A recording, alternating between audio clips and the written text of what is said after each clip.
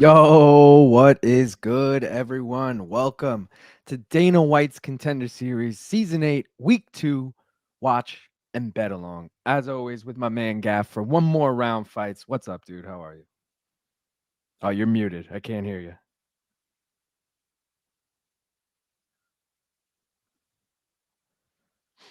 Waiting. Gaff's having a mic issue. We're good. He's going to work on that. Here it comes. Yeah, I never plugged the mic in. Oh, there you go. There's the answer. I was like, wait right a there. second, where's the fucking mic? I'm like, oh shit. Did I not put my headphone in? Nah, we Gucci, guys. Yeah, what the We're fuck here. is up? John We're Jones. here. Fuck Aspinall. What? Chill with that. We're here for Contender Series, guys. Full disclosure, right off the bat, we're both in New York State right now. I don't know why, but none of these books want to offer us lines on Contender Series. Craig Jones loves lines. It's literally it's literally presented by DraftKings, and DraftKings has lines in other states, just not in New York. I don't understand it, but not to be in fear. Got a bunch of bets for you anyway. Obviously, I can't take any of these, but I did a little due diligence on them. So if you want to tail them, go for it. Also, if anyone in the chat can bet on this, let me fucking know, man. I'm curious. But yo, first fight of the night, we got Brand versus Haddon. I'm taking Haddon by finish. He's an Aussie. I mean, he's finished. Oh, sorry. All 6 of his wins are by finish. He's also got 5 amateur fights, all by finish. And the guy he's fighting, Billy Brand, been finished before. Granted, it was by Peyton Talbot, but still. Haddon's only career loss came to Steve Erceg, which, if this fight was a week earlier, would look a lot better right now, but still a good loss on his record. They're giving you plus 150 for him by finish. The dude's literally never not won by finish. Seems like a no-brainer. Next fight of the night, Rowston versus Finney. So Rowston hasn't fought in 2 years. He's also an Aussie. I'm going to fade him here, though. Huge size advantage. He's like 6 inches taller. The graphic for it is comical. We'll get to it later. Okay. But yo, Finney's 8-0, already won on Contender Series, just didn't get a contract. Parlaying that. What'd you say? Similar to Caio Barajo. He didn't get a contract in his first fight. Exactly. Bro, yeah. I literally found that out today. He fought on Contender Series twice. I was like, damn. Parlaying that, though, with the co-main over 1.5. This guy, Kuniev, is probably going to run right through this Hugo Cunha guy, but neither of them have ever been finished before, so I like the over 1.5 in that. Main event, same thing. I was torn between the 1.5 and Gustafsson by finish because I do feel like it goes a little long, but Pytlik, he's fought twice in the last 5 years, and his record, I mean, he's got a good record, but if he doesn't win by KO, he loses. So I just feel like Gustafsson's going to finish him. But yo, those 3 parlay together, plus 302. And then the other fight, I got the over 1.5 in Romious Imperato. Imperato was actually signed by the UFC, but said some racist shit, and they cut him before he even fought, dude. They cut him. This was like 10 years ago. Then I don't know if you call it that, Gaff. Looking for a fight. There was like a new episode like this week. They finally brought that back, right? Like they literally put out an episode a year. It's like it's not even a fucking show. It's like whatever. But anyways, I was on YouTube. I noticed they had a new episode, so I watched it, and he's in it, and he wins a contract, and he's 34 years old, which I gotta say, by the way, everyone on this card is like in their 30s, which for Contender Series, that's like Dana's like, I don't sign 30-year-olds, you know. Like, you're not really a contender or well, they probably signed all the young guys by now. They've been fucking going ham on that. Dude, that's dead ass what it is. And that's I feel like it's really showing itself now. It's like, fuck, dude, there's no good young guys out there because we signed them all. Dickheads. That's your faults. Your faults. Not us. So those are the 3 bets. If anyone wants to tail, let me know. Let me know if you get lines on it too. Just genuinely curious where everyone's at, if they can bet on it. The gimmick parlays, obviously, we got to show them. The alliteration parlay, Billy Brand and Pat Pytlik. All right, BBPP plus 549. The names. America parlay is Billy Brand, Torrez, Finney, and what's Romious is Cortavious Romious, fucking crazy name, plus 245. And then the Australia parlay, Haddon and Rowston. I already mentioned I'm kind of fading Rowston there. I don't think he does shit, but that's plus 527. To be honest, I probably would have taken that if I could get lines on it, just because, you know, I'm a homer for the Aussies. The Canada parlay, they're both big dogs, Imperato and Pytlik, plus 1,021. Whoa. Last but not least, the Contender Series vet parlay. All three of these guys have already fought on Contender. Two of them won. Romious did not. He actually got finished in 30 seconds. All three are back. UFC obviously wants to sign them. They just got to get the job done. Minus 109 for a three-legger. I hate it, but if anyone else wants to take it, feel free, man. Sorry. I'm so parched today. Michael in the house. Hell yeah, my G. I know it's Tuesday, but I'm working my G. Rip some bowls for me. You guys are the fucking best. Let's go. Gaff, what just happened? Did you just drop I almost broke the bong. I dropped my water bottle. That's even worse. But it's ready and packed to go. So if you want to take the inaugural. See, Michael just got in the chat and reminded me, so I'm packing mine right now. Give me a sec. But yes, that is the plan. All right. I've never been more hyped for a Contender Series, mostly because I actually looked up each guy. This is going to be the first one I watched live this year. Me too. And I'm not saying this is a great card. I'm just saying I personally now have a bunch of rooting interest because I looked into it. But yeah, dude, have you looked back? I feel like you know these guys now. Bro, look back at like season 1, 2, 3, even like pick around season 5. Finale. Forget, like, obviously those are like the obvious ones. Just look at like a random season 5. It literally is an Apex card. You're like, holy shit, all of those guys are in the UFC right now. Like, win or lose, everyone in these fights is in it. It's fucking crazy. It's usually good guys, you know? They usually, I mean, that's why they got the call. Straight up. Yo, Michael said, I only care about the Contender Series because you guys are doing the watch along. Fuck yeah, Michael. Thank you. Let's go. That's what I hope everyone is here for. Because I literally, like Gav said, I didn't watch season or episode 1. I honestly forgot it was on. Also, it started at 7 my time, which is right now, and that's an hour earlier than usual. It usually starts at 8. So that threw me off. I missed half of it. I was like, fuck this. But decided to give it a go this week. Was really hoping we could bet on it. Obviously, we fucking can't, but we're there in spirit to bet along with you guys. All right, so don't forget to like and subscribe. Fuck yeah. Gaff, you heard it right here, guys. Baby. Like the video, subscribe to the channel. Also, don't forget to fucking go subscribe to Gaff. One more round fights. He's almost at 20, guys. Get him to 20. He started the channel like a week ago. He's already got 20. He's got 2 episodes out already. Bunch of shorts to go with it. If you don't want to watch the whole episode, either way, go check him out. Gaff, I saw one of your shorts got over 1,000 views already. I'm like, this is my guy right here. Let's go. We're on the way. We're on the way, dude. It was the DDP. I was just going through your videos, like liking them before, and it was DDP Izzy, like the breakdown of the rounds. Oh yeah. I was like, dude, this sells. This is exactly what the casuals want. Like, tell me what happened in the fight in 30 seconds. I'm not gonna watch it. Nah, but it was legit. Yeah, hopefully I keep those going. I'm trying to keep the motion, you know, perpetual. Don't let views or anything deter you, dude. Nah, yeah, I'm just gonna grind it out. That's what I'm saying. It's good content, and I'm not just saying that. And eventually, it's gonna meet itself. You know what I mean? Like the audience is gonna realize it, and it's gonna blow up. So, cheers to that. Let's fucking get this party started. Let's get it.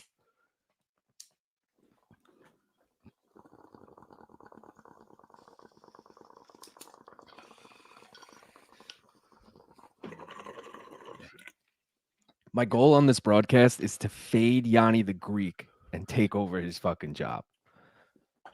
Oh, that would be lovely. Because every time I see his picks, I'm like, these were wrong. Bro, I don't know what season it was. Maybe like 2 seasons ago. I'm pretty sure he got every single pick wrong. And it was like laughable. It was like it was a known thing on Reddit. Like fade Yanni, he'll hit. Like, why would you ever go with that guy? No. Well, then there's an agenda with guys that big. I will say I did catch like the last 2 fights, I think, last week. And they were like, I don't know if they were just gassing him up on the broadcast, but they were like, Yanni the Greek is back. He had a phenomenal season 7. So I was like, oh, did he fucking go off last year? Call it bullshit. Yeah, I mean, probably, dude. I call it bullshit. You ever seen that show with him and the other guy, and like Brendan Fitzgerald hosts it? I don't know what the fuck. Oh, On the Line, it's called. No, I don't think so. We used to have to stream it, dude, at Endeavor. Why? Because it was on Fight Pass, and it was like a half-hour show on like a Wednesday at like 7 p.m. or something. That's fair. I used to fucking be like, who the fuck is this guy? Why is he here? And then now he's all over Contender Series. I think he's been on like PFL broadcasts. Why can't that be us, dude? It will be. We'll get there. Why? Guys, we got the first fight of the night, though. They're giving us the promo right now. Billy Brand versus Cody Haddon. Brand, I already mentioned, he's 5-1. He's 28 years old. He's fighting out of California. Fights in Uriah Faber's A1 Combat. That's he coincidentally, Peyton Talbot also fought in A1 Combat. They did not fight each other there, but they did fight each other. And Peyton Talbot's obviously undefeated. So Brand lost that fight. That is his one career loss. Haddon, he's 6-1, 25 years old, fighting out of Perth, Western Australia, baby. Big Perth week. Mentioned earlier that what'd you say? You're not gonna like me tomorrow. I have a cut down about the Aussies fucking me. Yeah, coming tomorrow. Take it back, guys. Unsubscribe to Gap. I mean, it is what it is, dude. I can't get off the high of the DDP over 3.5 sub. It's tough. Yeah, I don't even care what happened. I'm pissed because I should have put that in and I didn't. I don't know why I didn't. I was saying I was gonna do it too, but I was talking to my girlfriend about that. I was like, Gaff has literally tailed the mystery bet like 25 out of like 28 times. And this is one of the times he missed. Like, I missed it 2 of the times it hit. I missed the decision. Linton Vassell? Yeah, Linton Vassell decision. I missed this one. I was going to say, because you were definitely on Ryan Garcia. No, yeah. The 2 biggest hits. I know, and it's painful to take it every time, especially when it gets like 20 L's in a row. But you need to take it every time for these times when it does hit. Because, dude, it's up 31 units now. We got 31 more chances to lose our money. Like, the worst part is the money was just sitting in my account. I was like, I already cashed out from the Izzy bet, so I could have easily bet it, and I just didn't do it. I just didn't do it. And then I used that money to double down on Izzy. Dude. Why would you? I don't understand. I'm sorry. I don't understand. He was looking good in that round. Yeah, but I don't understand when people double down on a bet. Like, you already have the bet in. Why are you now? It's feeling good. I'm like, you know what? Let's just go all in on my guy right here. See, I'm the person who, like, going into that fight, I would have been like, should I hedge? Should I hedge? Should I hedge? And maybe I would have held out long enough to be like, he's looking good. Let me just let it ride. Okay. But I definitely wouldn't have doubled down. I don't know. That's just a point there. You have a point there. But all right, guys. Haddon already mentioned this. 6 of his wins by finish, 5 amateur wins by finish as well. Brand did get finished by Peyton Talbot. So, we're feeling a Haddon finish here, all right? It's not just because he's Australian. Already told you I'm fading the next Aussie, but I mean, the Aussies, if it wasn't MMA, did great this weekend. But this is MMA, so we'll see. What did they do great in? What else? Jiu-jitsu. Oh, true. Yeah, they didn't win, but they did great. I was like, what national sport took place? We got Cody Haddon walking out right now. The way they graphic this event, I keep thinking it's either ending or it's like not the UFC for some reason. Like the way the graphics look, the ticker on the bottom. Yeah, the ticker on the bottom, everything. It's just like, bro, you're so right about that. That something about the ticker gives like end credit vibes. Yeah, I'm like, is this ending? What's happening? It's way different from what they normally do. I'm surprised they don't keep that same format, or maybe they're trying something new. I think they got the blue gloves this year. They're definitely trying to make it look different. They also got Road to UFC this Friday, I'm pretty sure. Oh, word? Yeah. What time is that? You trying to stream that? No, I actually I don't even know if I could do PFL this Friday, to be honest. Shit. It's TBD right now. I gotta figure it out. Maybe I'll take it over. Maybe I'll do. If I'm not doing it, definitely do that. What time is it at? Do you know? PFL. Yeah, it's like Loughnane versus someone. Balls. I have it open, but I don't know. See what time it starts.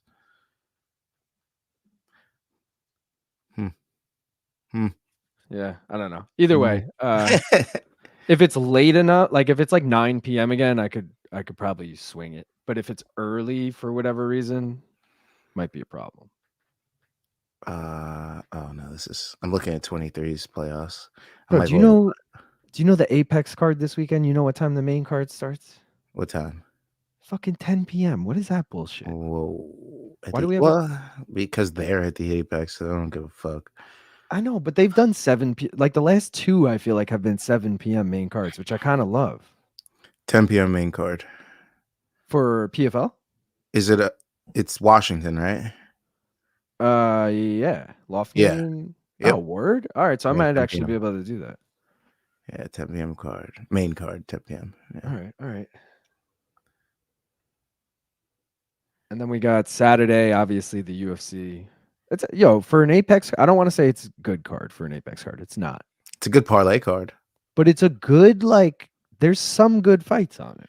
Bro, There's a few. Baralho and Michael Morales should be in everyone's parlays. Everyone's parlays. I took the Magny? over 1.5 in Magny Morales because I feel like Magny usually lasts Oh yeah, long. he's durable. And then I took Baralho in a parlay. Oh, I think I actually have those 2 parlayed. Over 1.5 in Magny Morales and Kyle money line, and that's plus 107. Yeah, gorgeous. And then I took your advice with Robert Valentine, the fucking Switzerland dude from Tough. Yeah, good call. Why aren't they listed on the fight card? They They aren't finally listed. added them. Sorry. I had to refresh my page. They finally added them. I see Loader Valentine right now. Yeah, we still don't know who Con Offley's fighting, but We'll find out tonight, baby, right after yeah. this. And I Tune in. might actually tune in just because Got I to. I had to do a fucking breakdown today, and I had to do it as for both opponents because I didn't know who the fuck he was fighting. So I had to do like twice the amount of work. I'm like, this sucks. Yeah. Sometimes you just gotta roll the dice and hope you got it right. Dude, I remember when we used to stream for Fight Pass, we would get those emails, and I knew like 2 weeks out every time who was on the Tough finale, like before the episodes aired, because it happened a few months ago, and they have the bout sheet. They would email the bout sheet. Got it. So I wish I still had that in because I would fucking. Maybe it takes just an email, you know? A little Yeah. handshake here and there, a little thank you. Oh, Thank you email. Haddon's got a 3.5-inch reach advantage. This is good. Oh, I'm seeing the ring girl now. What are you seeing? Oh, I'm on Mark Smith still. You're probably 10 seconds ahead of me. This always, yeah, now I'm seeing ring card. Okay, let me back up 10 seconds. Oh, just started the round. Okay, yeah. So I'm like 3 seconds behind you now, Okay. which is how we like it. I will say anytime they're going to give you, not that this fight is that, but anytime they're going to give you plus money on Contender for the fight to not go the distance, I feel like you have to hop all over that. Yeah. Because like everyone's trying to get a finish. It's rare, yeah. Ooh, oh, okay. Nice little right. I got to check right now how many fights on this card have that. Haddon just keeps pushing him back with straight rights. So this fight is minus 145 to not go the distance. Wow. Next fight is minus 340 to not go the distance. Next is minus 550. Next is minus 160. And main event is minus 1. So they're all minus money. Forget it.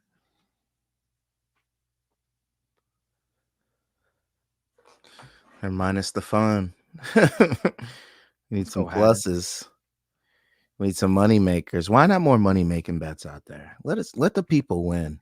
Well, the overs in Contender are always pretty tempting because it's like it's usually set at 1.5, and for the exact reason we just said, fight doesn't go the distance is a good bet. Like everyone's trying to kill each other, but also 1.5 isn't that long. Like yeah. 1.5 is scary sometimes, dude. Oh, it's so 100% scary scary. sometimes. It's 100% scary, but also like if you're gonna tell me I could have that or 2.5, then it's like the Magny Morales. It's set at 2.5. I'm taking it at 1.5. Fuck that. 2.5 on a Michael Morales fight? No. Yeah, that's pretty crazy. Even with Neil Magny in there, he loves. That's what I'm saying. I don't like that at all. The thing is, Magny's weakness is like the ground. Like he gets subbed every time. Yeah. And Michael Morales has like 1 win by I don't think he's subbing him. Oh, nice takedown here from Haddon. He's got 1 leg in. Oh, He needed Berg that. gets back to his feet. Still working on a single leg here. Let's go with it. Oh, big right hand from Haddon. Oh, drops him with the left hand. Let's go, Haddon. Oof. Oh, he's on the back and he's landing big ground and pound. Oof. He's taking shots. This might be a club and sub. Or he's just going to TKO him on the ground here. But he is rocked. He's got both hooks in on the back. Flattening him out. Still just working on the hope he ground doesn't and gas pound. himself out. Yeah, still got 2 minutes left in the round. Trying to work that arm under the neck while still throwing some nice shots. Flips him back over. Oh, and now he's under the neck on the back. He's going to lock this in. Tap. Done. Had him by finish. Plus 150. Cash that shit. Hopefully someone can take that. Damn, I wish I could take that. Yeah, right. I said tonight was either like, it's like playing with free money because I don't actually have these bets. So I'm like, I'm either going to be really pissed that I could have made a lot of money, or I'm going to be like, it's who cares? I lost all those bets. It's free money. Like, it's rough. But yeah, all right. That went exactly how we needed it to. He is now 7-0. Sorry, 7-1. And none of those fights have gone the distance. Sorry. His lone loss went the distance, I believe. But he's now got 7 wins by finish, and he had 5 amateur wins by finish. They're showing the replay right now. That was pretty dope. Pretty dope. What an easy finish for him. He was pushing him back the whole time.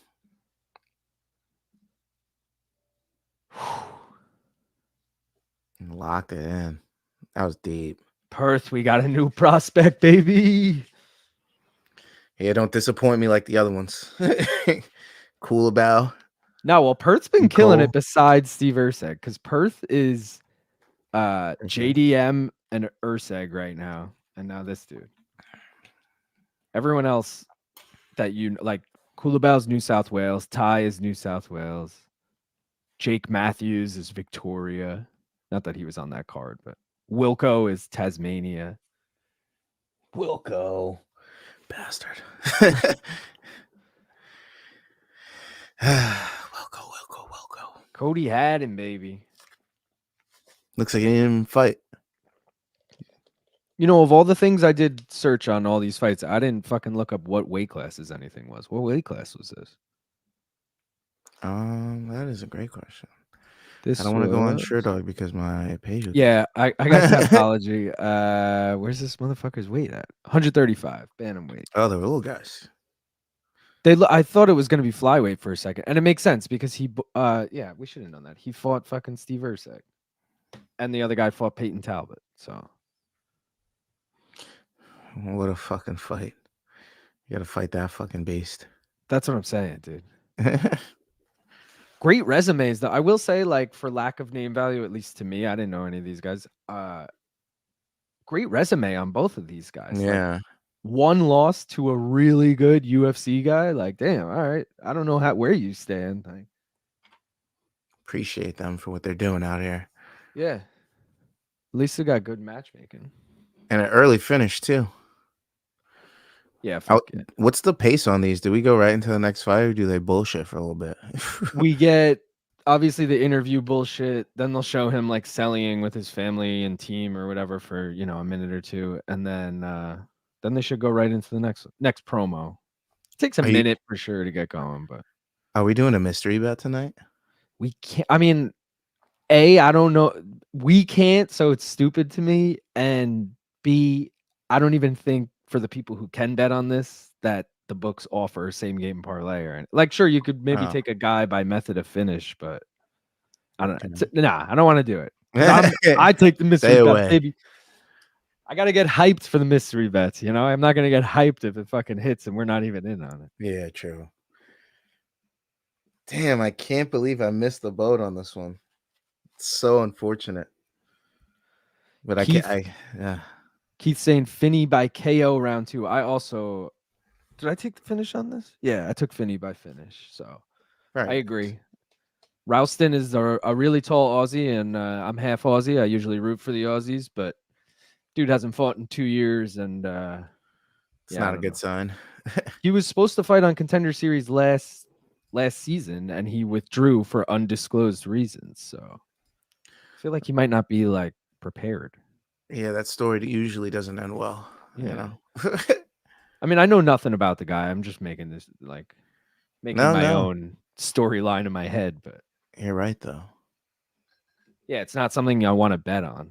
I would have thrown in on the Aussie parlay because look at Haddon. Haddon fucking got it done easily. So it's like, all right, it would have been cool if this guy pulls the upset now to have the parlay. But you better not. No upsets tonight. We better clean sweep across the board just for the confidence build. I like when we get upsets in Contender, especially on this card. We got a lot of fat fucking favorites. This was the closest odds. This was minus 155 to plus 130. Next fight, for example, the guy's a minus 360 favorite. Next, we got a minus 395 favorite, then a minus 650 favorite, then a minus 245 favorite. So if any of those dogs hit, that would be pretty sick. Fuck them. But we got to get a fucking victory. Victory banger. Victory Haddon by finish, baby. For some reason, my grinder was on the floor, just chilling on the floor. Don't know why it was. That probably went down with the water bottle when it hit the fucking bong earlier. Oh, you might be right. Just didn't notice it. I was more concerned about the water bottle.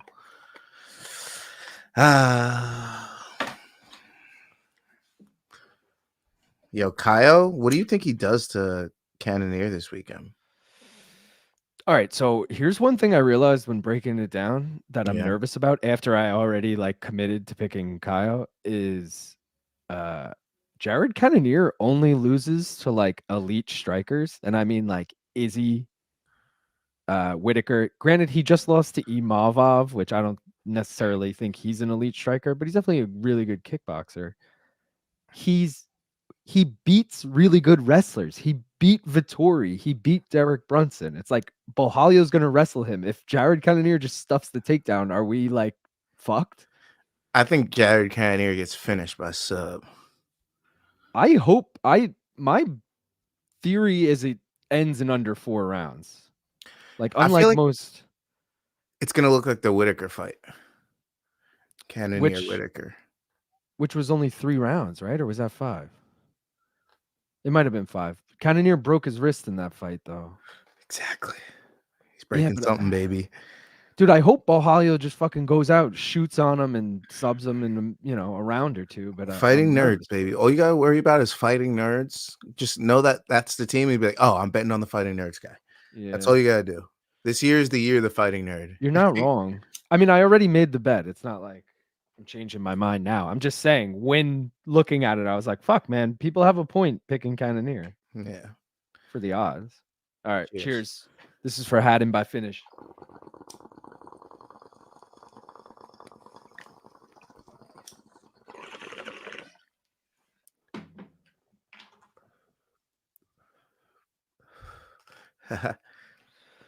Keith is saying Cannonier was an early stoppage. He was doing fine before that. I know. I had a bet on him in that fight, and I was pretty pissed about it. But also, he's 40 years old, dude. I'm telling you, there's so many factors that lead you to not want to. It's going to be minus 350 by the end of the week. Dude, I got him at minus 180. He's already like minus 230. Telling you. But I don't like to tie the money up, so I'm going to take him as shitty odds. Watch. Well, see, I only do the bet breakdown bets because I got to do them when I put out the breakdown. So I do those on Monday this week. Like sometimes I'll do them on Sunday, depending. And then come like Thursday, Friday, when I break down all the prelims to myself, and then I put in all my bets, and then I end up throwing in like 3 more parlays on the main card. Because I'm like, oh, well, let me have something else on this in case. Well, you got to, I know.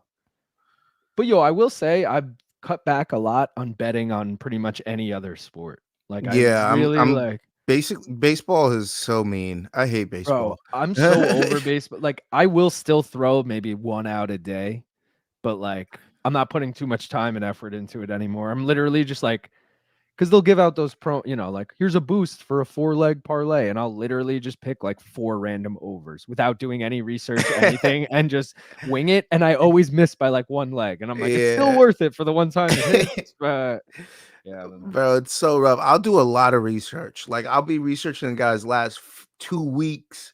I'll be researching the guys like their stats against that pitcher, all that shit. And I'll be like, all right, these guys will definitely get a hit today. I'll only do like 6 guys, and it's always one fucker. That Bro, why is it ruins always it. one? It's It's bullshit. always one, dude. Baseball's so unpredictable. It's so hard. That and hockey, trying to choose somebody to get goals. Points, okay. Points is on, yeah, easy. fuck goals. Goals are Yeah. like choosing home runs. Yeah. Keith said Richie Hill is a toss-up. Depends on what Hill shows up. It's a pick 'em right now, dude. If you gave me either of those at plus money, I might have to take, especially Angela Hill. Yeah. If you gave me Angela Hill at even like plus 100, I'd probably take it. I will say, because I did the bet breakdown today. If you guys haven't already watched it, go watch the 10-minute bet breakdown. Taking either of them by decision is plus 125. That to me is just whichever one you're siding with, or if you want to just fucking take both and hope it goes the distance. Because the over 2.5, which I took in a parlay, is minus 450. So there's not a lot of value on that. But if you take them with the prop, it's definitely worth the value. I don't think either of these ladies get finished. Not in this lifetime. So Yeah, I know, definitely dude. the over 2.5. Angela Hill had 11 straight decisions going into her last fight. And it was a few months ago. We were doing a watch along, and she fucking subbed whoever in the first round. I was like, you fucking kidding me? Because I had the fight to go the distance.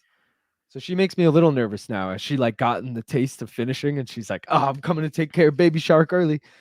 Also, the finish rate isn't high. I know, but Not even among the I elites. think Ricci has a better chance of finishing Angela than Angela does Ricci. When I think finishers, I think like Kayla Harrison's the powerhouses. Sure. Look at the size difference of these two, dude. Oh, what do you think about that fight that was announced? What, Kayla and Ketlin? Yeah. It's stupid to me that it's literally on the same card, I think, as Rocky and Juliana Pena. It literally kills my bet for the year. I had a Kayla champion. Yeah, Kayla champion bet that was looking good, and I thought she'd get a title shot by the end of the year and fumbled it right That's at what I the mean. end. They like is Juliana's coming off the second Amanda or the third Amanda fight? Second Amanda Yeah. fight? So it's She like, hasn't fought in a really long time. yeah. It's like, dude, just give Kayla the title shot. Let's say she beats Rocky. Now you do Kayla Juliana. Give her the title shot then. Who cares? Yeah. Make her fight Ketlin Vieira. Like, I don't know. I don't love it. Also, like, who has any interest in Pennington Pena? Not I. It's on a good card, which is smart of them to do, because otherwise I don't think anyone would fucking tune in. But How dare you? No, I'm just kidding. Joaquin Buckley, Stephen Thompson's on that card too. I know, and it might be the one time I bet for Joaquin Buckley. Yeah. Me too. That's my guy. He's smart enough to mix it up and take Wonder Boy down. And after I seen that Luque fight, I'm like, huh. That's you know what? Like he's not. If he was stupid enough to stand with him, which like I'll be kicking myself if he is, Wonder Boy pieces him up. So, what do you think a fight does not go the distances for Roundtree and Pereira? Do you have the answer? I don't know. Nah, I don't know. But what do you think it's gonna be? Fight to not go the distance? Yeah, it's probably gonna be like minus 400, right? Minus 500. Oh, bro, I'm thinking like closer to 1,000. Seriously. And I'm not saying like Roundtree doesn't have a chance. I just think there's no chance that fight goes that long. Yeah. Like the over-under is probably going to be 1.5.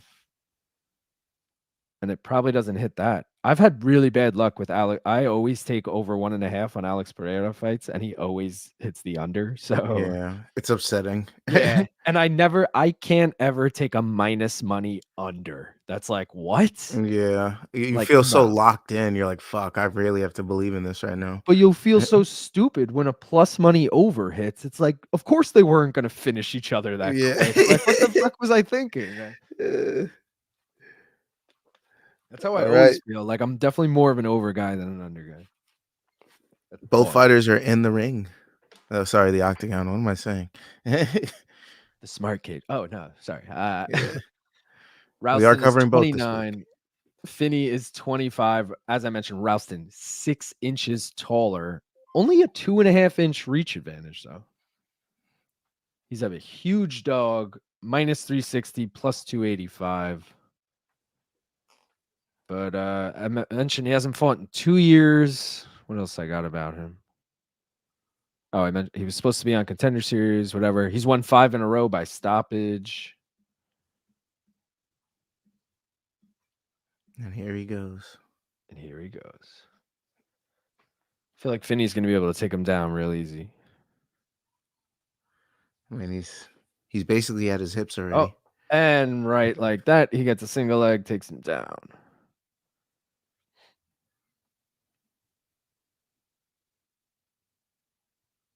Senko called it a double leg. I'm pretty sure it was a single, but I thought it was an outside trip. That's what I'm saying. I don't know. He's so wide we can't see any of his moves. He's blocking it with his body. So apparently this is at 85, and he fought at 85 last time on Contender, and the reason he didn't get a contract was because Dana said come back at 170, like come back a lower weight class. Like he felt he didn't belong at 85. And then this dude goes out, wins again at 85, and now he's back here again at 85. He's like, motherfucker, I ain't going down. Hey, this guy will win all your fights at 85, destroy all your prospects. He's gonna look like Duran Win every time in there, though, because wasn't Duran Win 5'8" and a fucking middleweight? He might have been even shorter. Gets that trip again.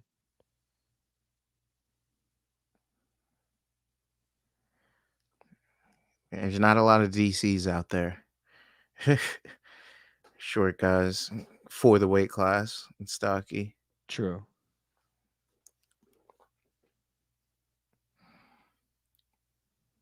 Frankie Edgar, most famous for being that. BJ Penn, famous for being that. I would even say Matt Hughes was kind of small for his weight class. Bro, that Matt Hughes thing you sent me? Oh, yeah, with his brother. Yeah. I was like, wait, what? You're like, I could so believe this. Like, wait, yeah, that's genius. Even the guys, I don't know those guys. Are you like familiar with them? No, I'm not familiar with them. And they're like, anyone who cheats is a scumbag. And they're like, but that's fucking brilliant. Like, Rowston, Finney in on a double leg, gets it, brings him to the center of the octagon this time instead of against the cage. He's been butt scooting up the cage every time he takes him down, so smart to bring him to the center this time. Also, you see Rowston, he's locking up his own arms. Yeah. What the fuck is that shit about? He's like trying to defend by like holding on to his own wrist. Ring rest, probably. Yeah, but I think he's using it to push his head down and like keep it locked. So rather than just straight up push with his hands, he's got like a lock grip to like. But it's, I don't know. Never really seen that. Oh, he's got Eugene Behrman in his corner too. Oof. I didn't know that.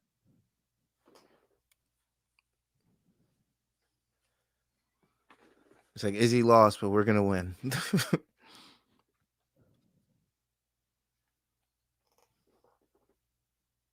Oh, huge double leg again. Oh, it lands some big shots now, Finney. Does look kind of gassed, though.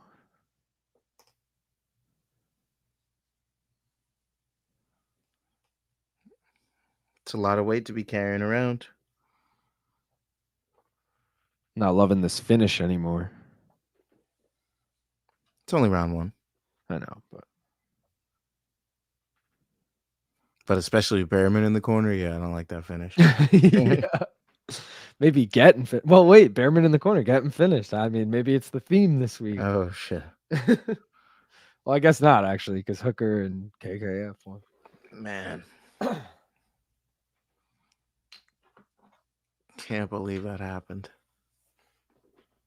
Izzy, why?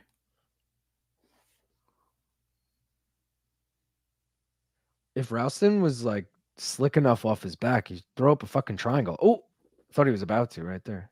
Oh, going for an arm bar. No way. Could settle for a triangle.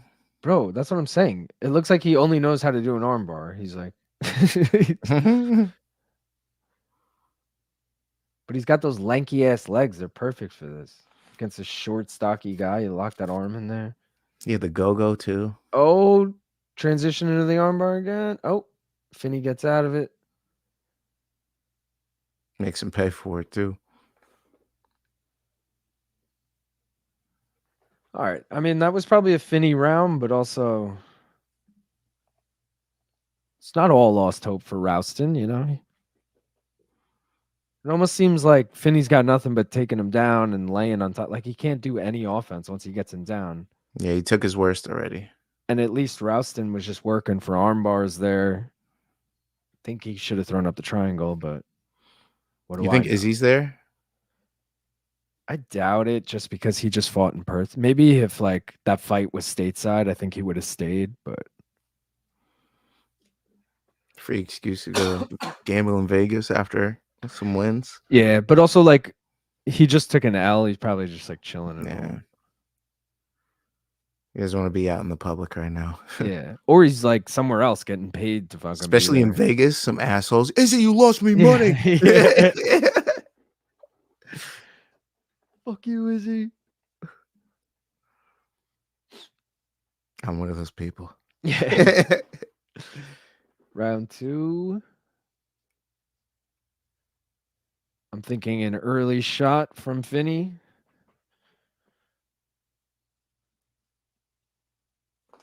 Let's see.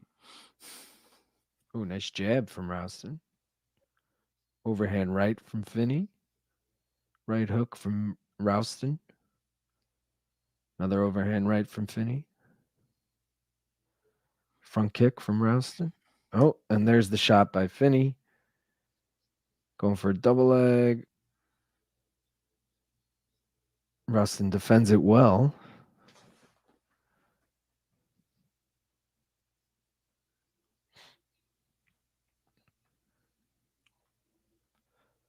All right, and he does get the takedown here. Took 45 seconds.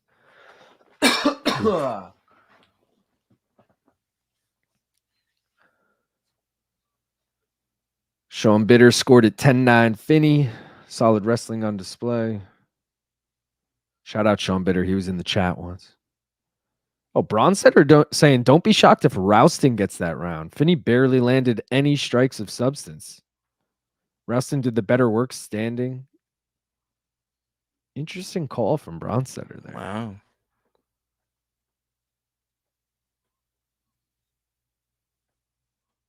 Oh, Rowston breaks the grip here.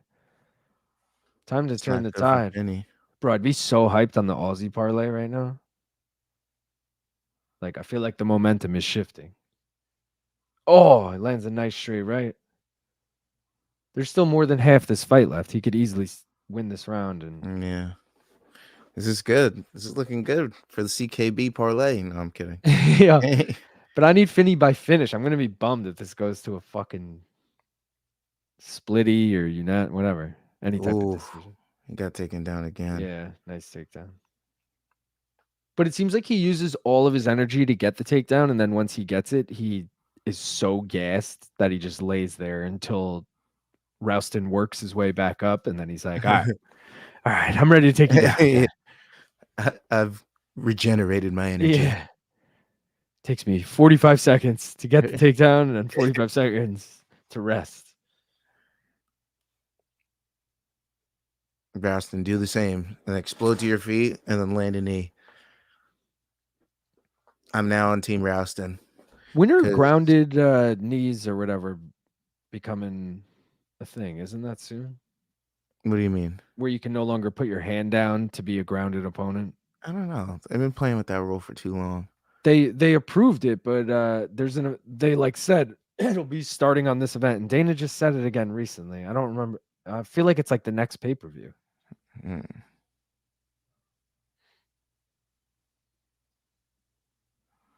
That's going to drain a lot of batteries quick because that's a stalling position. True. And it changes like... Ooh, the knee. Oh, shit. Big overhand right from Finney, though. If you remember that Arnold Allen, Movsar Evloev fight, Arnold Allen could have probably KO'd him with knees, and Movsar put his hand down, and then they were like, stop, illegal. You know, like... Damn. Yeah, like That's one of those fights that I could think of where if that rule was in effect, Arnold Allen probably wins.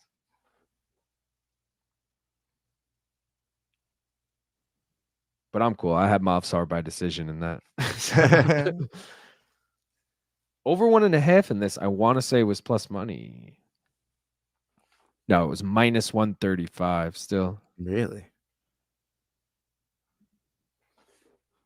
Yeah, so over 2.5 is plus 190.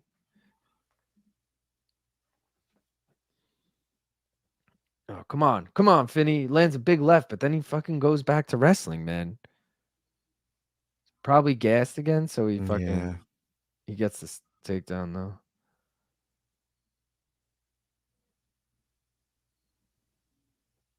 Oh, you gotta get this fucking. I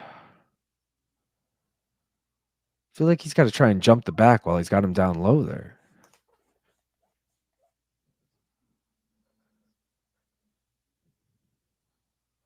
No love for Edmund Shabazi and Gerald Mearshart this weekend. Fuck that shit. Both of them are the biggest question marks in the middleweight division. Exactly, dude. So Gerald Mearshart's a plus 260 dog. I fucking took him. Yeah. I As feel a like straight, great idea, but like both of them, you're like, it's either one of them's getting knocked out or one's getting subbed. So, dude, exactly. And why would you take someone as questionable as Edmund Shabazian at fucking minus 350 or whatever he is? That's also, it's a absurd. small cage. Well, smaller cage. Isn't it here at the Apex? Yeah. Yeah, it's going to be this size cage. Grappler's delight. Less space to run around. I feel like Mearshart, it was too tempting to me. I had to take it. Mearshart's. And remember the last few ways Shabazian lost? Dude, and I was looking back on it. Shabazian has 2 wins in his last 3 fights, but both guys got cut by the UFC right after they lost to him. They've lost like 4 in a row and 4 in a row. So like, shit, Shabazian beat you, dude, no, they were on losing streaks, but it's like, all right, he's beating these scrubs that don't even belong to be in the UFC. No offense. And then he fucking his last win against someone who actually deserves to be there was Brad Tavares, but that was all the way back in 2019. Yeah. So he doesn't have like a good win in 5 years, and you're gonna fucking make him a minus 350 favorite. I don't know. That's a pretty wild move. That's what I'm saying. It should be like maybe not a pick 'em, but like in the 100 and change range. You know, like minus 150 Edmund. Mearshart, baby. Easy win. That's what I'm saying. I'm riding with him. Let's Mearshart by get it done. sub is probably the best decision because I don't think.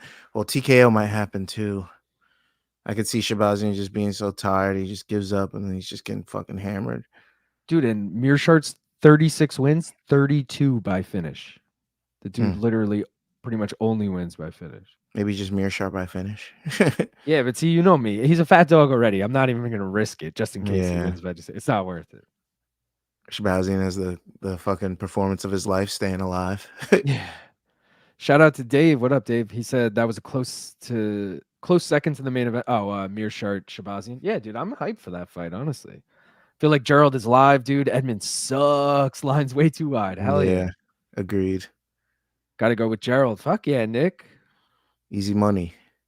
It's that perfect fight where in hindsight you're like, oh yeah, I should have seen that coming. Yeah, I agree. Shabazian by exhaustion. DQ by exhaustion. Yo, Rowston lands some good strikes, some good knees. Elbow, a nice jab. Yeah. And Finney shoots. You just got to get his hips back. Sprawl. Quit bending at the waist. Bending like a little bitch.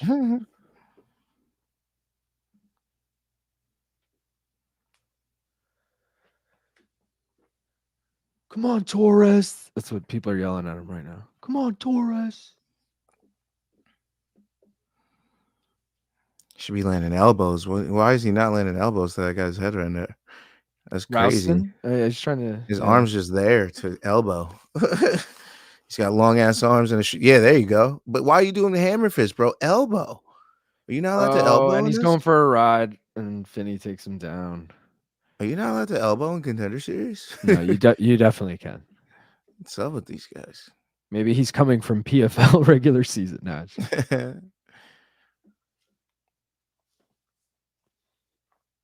Finney, you're gonna ruin my fucking parlay, brother. No Finney.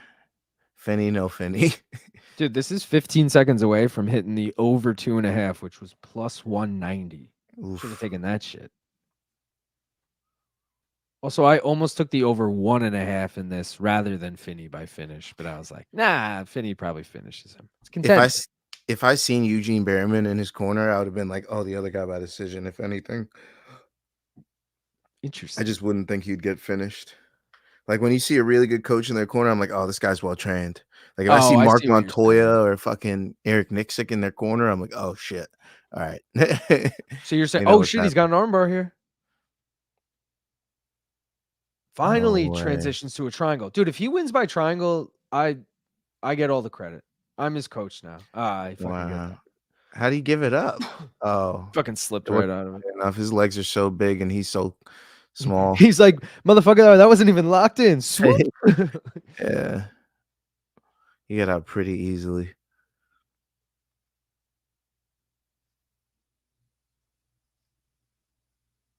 But that's a good call. So you're saying if there's a big dog big dog, but you see a good coach in their corner, they're probably not going to get finished. Yeah.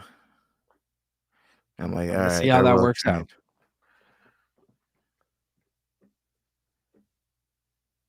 I've also been curious, and I can go back to last week and we can look at it this week. How many times the underdog wins on Contender Series? Like it'd be pretty easy to track that all season because we've only had one season. Diego Lopez and Dan Ige went to decision, right? Diego Lopez, Dan Ige, yeah, that went to decision. Okay, yeah. That was random, though. Why? I was just wondering because Nixick was in his corner. But oh yeah, and he was a huge dog. I see what you're saying. Who just fought this weekend? Mark Montoya was in that corner, but I can't remember. They lost. Factory X? Let me see. Yeah. I have the sheet with the parlays, so I'll tell you in a sec. I actually don't see any Factory X. I feel like there was a bunch like 2 weeks ago. This weekend I had Fighting Nerds, Killcliff, CKB, obviously. As far as gyms, Team Alpha Male. Maybe it was Ricky Glenn. Ricky Glenn had Team Alpha Male in his corner. Okay. Who was? Or at least he used to train there if he doesn't still. Him and Ricardo Ramos. Who the fuck was it? Oh, Rob Wilkinson. Oh, yeah. It was probably PFL, yeah. Yeah, that's why I had false promise that Rob was. Yeah, it was Rob Wilkinson. Yep, that's exactly who it was.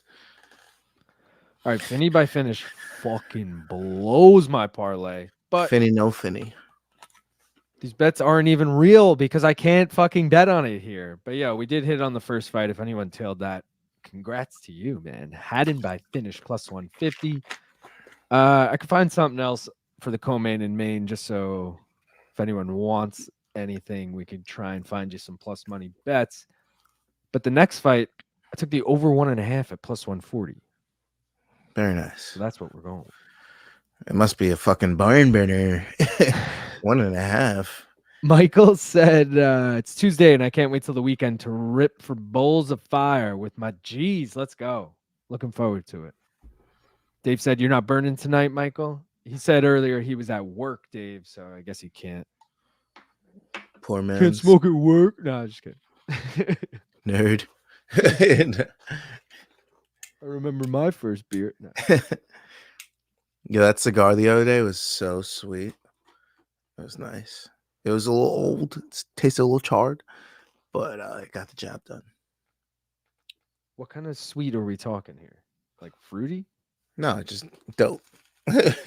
Oh. It was nice to have one. I hadn't had one in a while.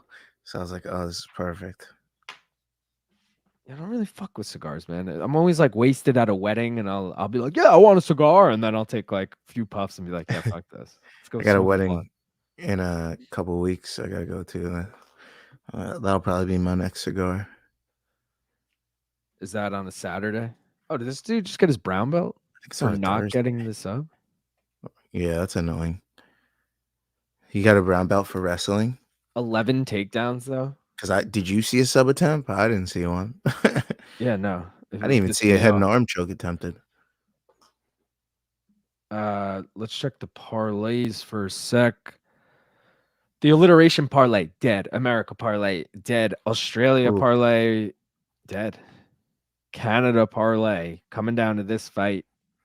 The Contender Series vet parlay, alive and well. Finney just got, unanimous decision. Now you need Romious, and then you need Kuniev. Yeah, whatever that is. Kuniev. Brown belt for wrestling, LMAO. Lorisenko. Damn, gotta have the pen on you. Oh, at work? Yeah, you gotta have the pen on you. Shout out to Gaff, who always had the pen on him at work. Never left home without it. Except for that one time where I did. It was the worst day ever. This motherfucker's all bloody in the mouth. What happened there? He got busted up. I feel like he's gonna not get awarded a contract again. And he's I wouldn't give it to him if I'm being honest. Yeah, I'd be like, bro, you wrestled him and didn't even land damage. Why would I give you a contract? I feel like you got to show out at this point, dude. Like, I don't know. Remember when Lorisenko was only like Contender Series, and now she's like all over, like. I'm proud of her. Yeah, shout out. Lorisenko, you're the GOAT. We're like Laura Danko. She's my champion. 9-0 at least. Great RSD guest too. Yeah, right? A surprisingly great RSD guest. Top tier. I was about to say the only female, but she wasn't. We also had Blanchfield. Erin Blanchfield. Were those the only two though? I think so. Yeah, I believe so. Man, I wish Blanchfield won her last fight. Or 2 fights ago, whichever it was. Isn't she booked? Oh, she's fighting like Rose, isn't she? Yeah. Dangerous fight. Yeah, I might have to take Rose in that. Yeah, it's a dangerous fight for her. I'll have to see. Rose just got baptized or some shit too, so she's coming in fucking, or maybe she's gonna come in all weird and she's not gonna be focused. Who knows? You never know with Rose. You really never know. True. I feel like she's looked good in her last few though, and if she could, I worry about Blanchfield having good wrestling though against her. Is Rose's story that she becomes a 25 champion? Do we see her beating Grasso or Chevy? Well, her and Chevy are friends, so that fight wouldn't happen. I see her beating Grasso. I don't really see her beating Chevy. If Grasso wins this fight, then Eunice wins hers, I could see them making that fight. What about Fiorot though? Isn't she kind of next? Oh, did Fiorot beat? No, she did beat Nami. Yeah, she beat Rose and Blanchfield. Oof, yeah, you got to give it to her. But they never do the right thing, so they don't have to. I feel like she's gonna fumble the bag though. Rose, yeah, like why. Rose is way more marketable for them than Manon Fiorot, unless it's like a French card that they need a headliner for, and then they give Fiorot the title shot. That'd be cool. And a rematch for the title would be nice. Who? Manon versus if Rose won. Oh yeah. Dave said we need the Joanna RSD. We do. Would Luke show up? Luke would call it off though, because we would have to not show low angles of BC. yeah. BC would have to be cropped from here up, and Luke would no show the day of as payback. It's like, remember that BC? Remember? Yeah. No, because Joanna no showed him once, and he's still pissed about it. Why did Joanna do that? Dave said, I'm okay with BC and Joanna one-on-one. All right, we could do BC and Joanna one-on-one, but again, BC cropped from the chest up. Yeah, it'll be funnier that way. Yeah. But we'll show Joanna full body, but we'll just have BC cropped and black under it, very clearly missing. Or we'll blur it out and we'll make it look funnier than it actually is, Oh, that's what I want to ask. Who's John Schiffer? Who's this guy on the broadcast? I missed him. I'm seeing Yanni right now. Hold He's on. right before. I can live vicariously through him. Yeah. I think I speak for BC and definitely for BC when I say I would love to have Joanna on, but I don't know if anyone has the contact. I'm sure they could figure it out if they really wanted, but I don't know if they really want. She's my champion. Her name is literally Joanna Champion. That's why she's my champion. Yeah, forget Clarissa Shields. Joanna was the GOAT. Although I did bet against her in the Claudia Gadelia rematch. Was it the rematch? The one after Tough? I think it was a rematch. How could you? Let me double check that before I say it. Never fought in. There's no way. What'd you say? Claudia gassed in every fight she ever fought in. Yo, but that was like one of the first seasons of Tough I watched like live. True. And I remember being like buying into the hype. It was early. It was back in the day when things were fun. Uniforms were changing still. We didn't know who the broadcaster was going to be. Yeah. Good times. It was a rematch, by the way.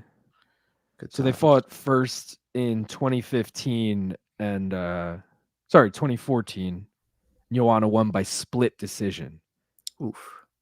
And then they fought again. That was 2016, that season of Tough.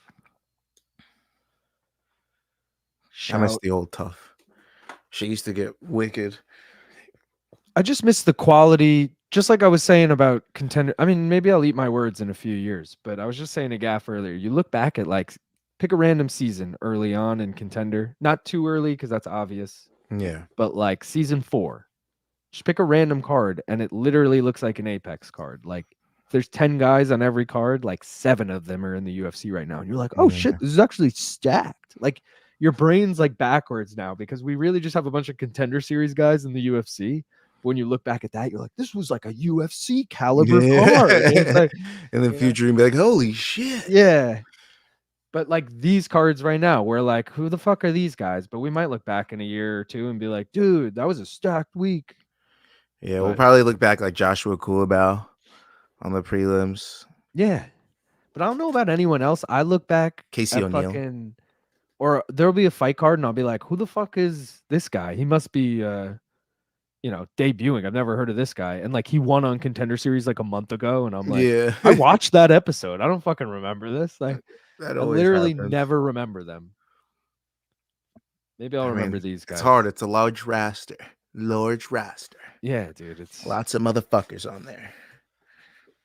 All right, let's break down Cortavious versus Michael real quick. Cortavious. Yeah, Cortavious Romious. He's 8. He's 8. I said earlier. It's funny because you said his name and then he popped up on screen. And I couldn't help but laugh. Great name. Cortavious Romious. He's 8-2. He is 30 years old and he fights out of Milwaukee, Wisconsin. Michael Imperato, he's 12-6, 34 years old, fights out of Ontario, Canada. Romious lost last year on Contender Series in 29 seconds. Did get a sub win earlier this year. This is his next fight. Imperato I mentioned this earlier. He was signed to the UFC in 2014. He got cut because there was like some interview with him where it said racist, homophobic, and sexist slurs. Okay. Oh, wow. So he was saying some shit. So they cut him before he even fought. He's been on the regionals since, fighting away. Did win earlier this year at Unified MMA, I think it was called, in Canada. Dana was there in person on looking for a fight. So Dana signed him, gave him a second chance. But he's 34 years old, and Dana said it himself. I don't usually give guys this old a chance because he's 34 years old. That's pretty old in MMA for that low of a weight class.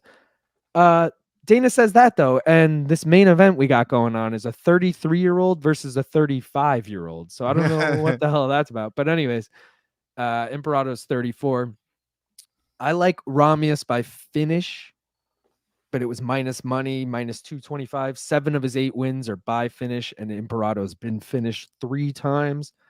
but I rode with the over 1.5, mostly because I just wanted a nice plus money single. It's plus 140.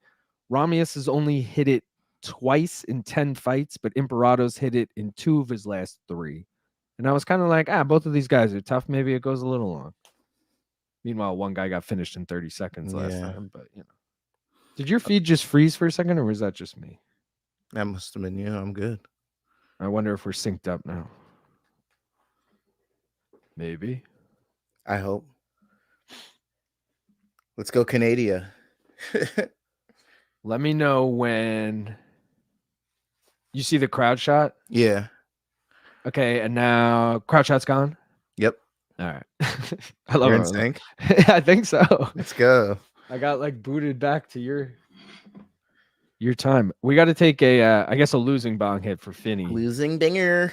Losing binger for Finney. Thanks a lot, Finney. Finney. No Finney. Not funny, Finney. Not funny, no Finney, Finney. All right. Cheers. Cheers, bro.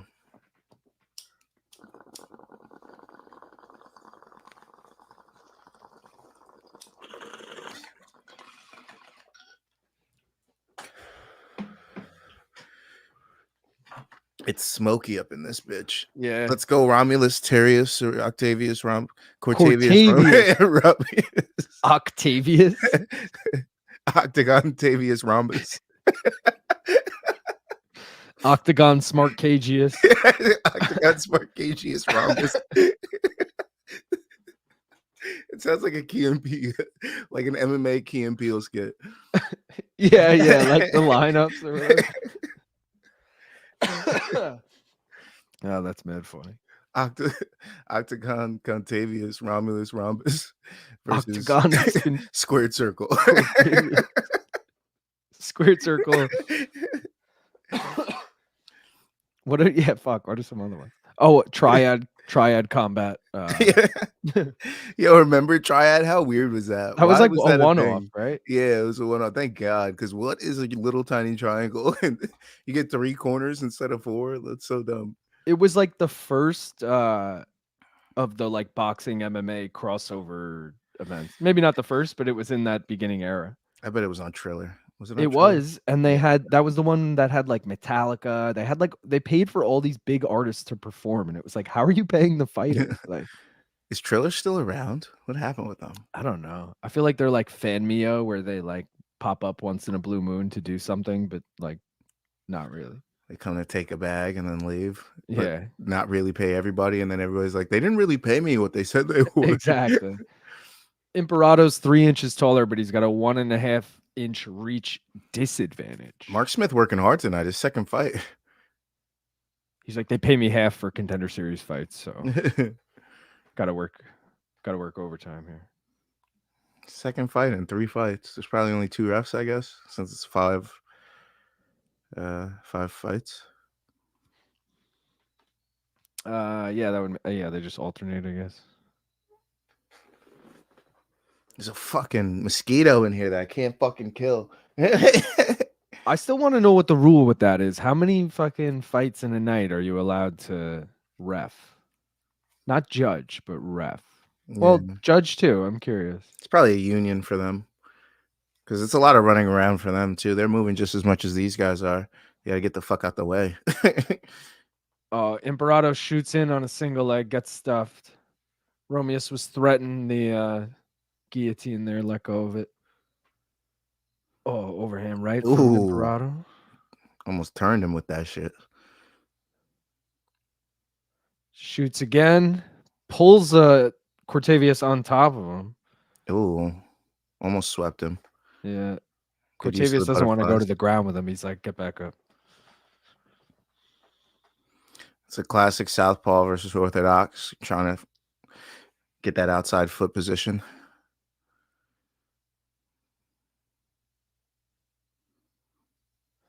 Cortavious. Oh, throws a knee to the body. Oh, and that fucking hurt him. Liver shot. Cortavious.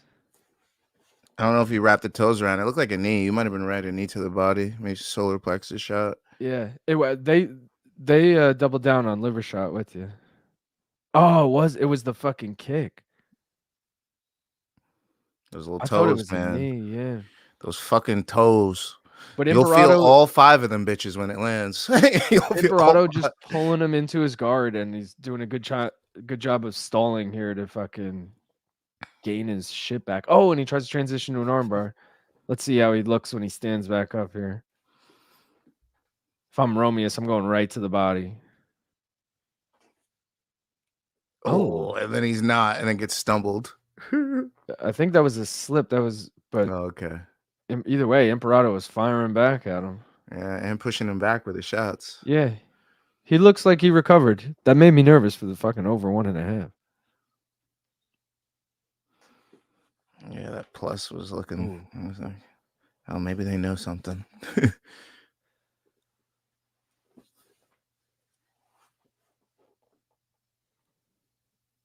I should start looking at bets for the next fight since my parlay is dead.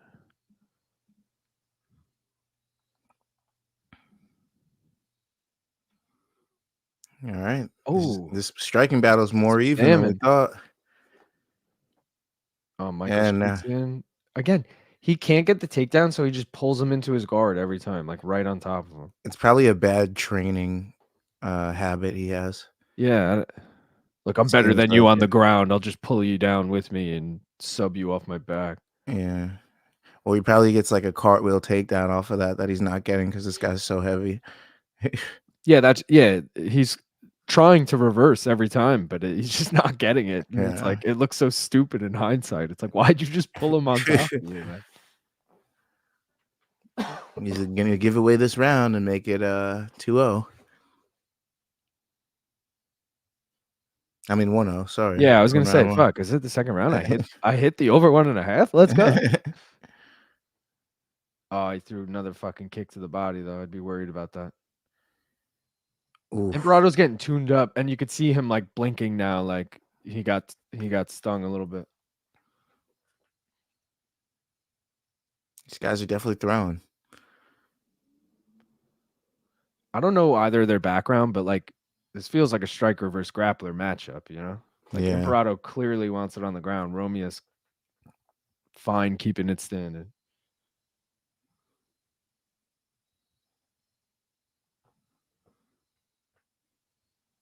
Oh, another big kick to the body.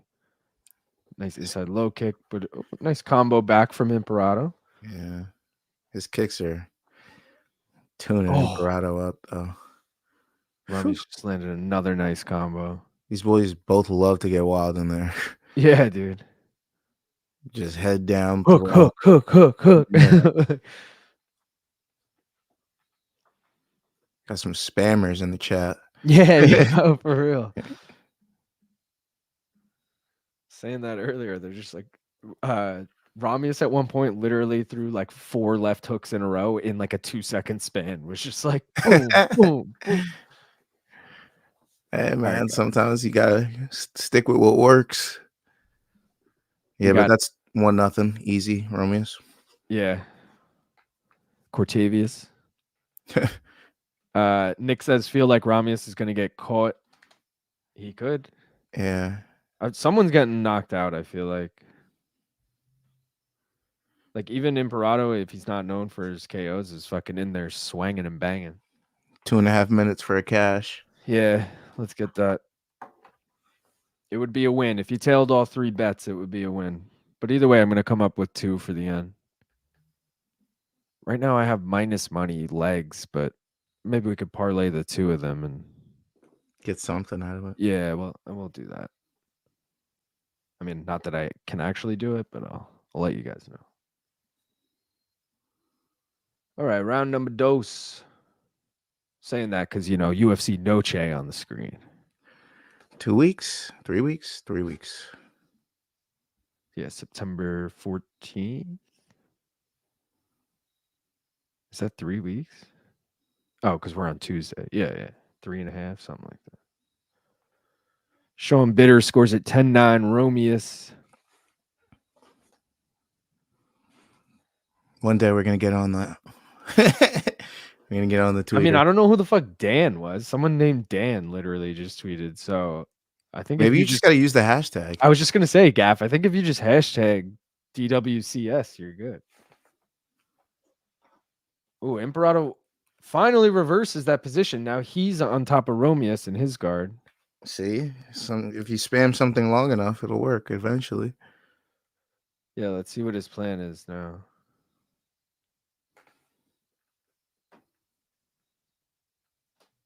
I want to pull up his shit and see what his wins have come by. Where is he? So he's got 9 wins by sub. Oh, all 9 of them in the first round, though. It's interesting. He's got a rear naked, a mounted guillotine, a rear naked, a guillotine, an ankle lock, a triangle, and a heel hook. If he stays here and lands some shots, it's going to be 1-1. And about 80 seconds for the over. Looking great for the over. Not even 80. 80. Oh, yeah. Oh, fuck. Triangle, though, on him right now. Romious has a triangle. Fuck. It's not locked in yet. All He's right, still on the he calf. unlocked it. Oh, transitioning to an armbar, though. He's out. All right. Jeez. Jumps right back into another triangle. He's it goes into an omoplata. Jeez. Sorry, had to kill that mosquito, and I think I still missed. And now Imperato right back on top in his guard. That was a wild little scramble. But we're 5, 4, 3, 2, 1. Let's cash it. Go. I can't get that hype because it's not even real. But hopefully you guys tailed those 2 singles, man. Plus 150, plus 140. Bing, bing. And now I'll make that parlay for the next. And now I'll pack the victory binger. Yeah. Again, they're not as sweet. Oh, he jumps on a guillotine. Imperato. Oh, he gets out of it. Yeah. Well, great time to choose to do that, at least. Appreciate it. You think he could steal this round back right here? We'll have to see what he does with it. Imperato is bleeding like a moaf. His body language does not look great. Nah, he looks tired. What is this? Plus. Let's do minus 160.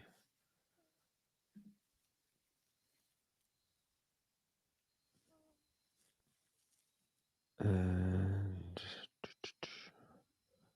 minus 125. All right. Just about a minute left in the round.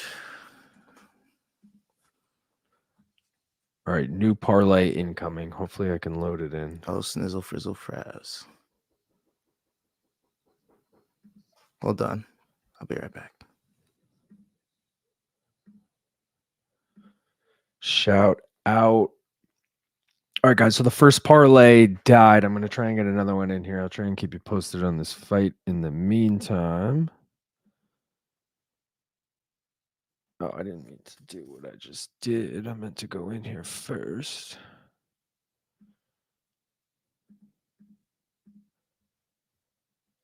All right, let's stay on top of this fight.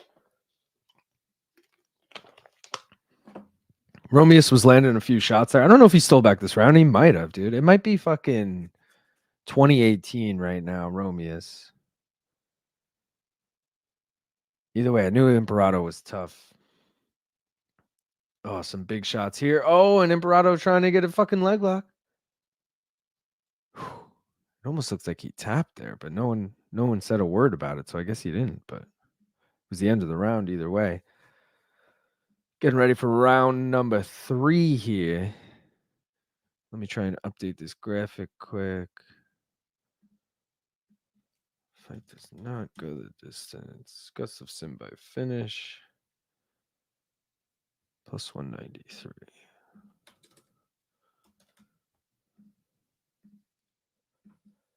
And then, oh, they're in his corner being like, Dana and Sean are watching.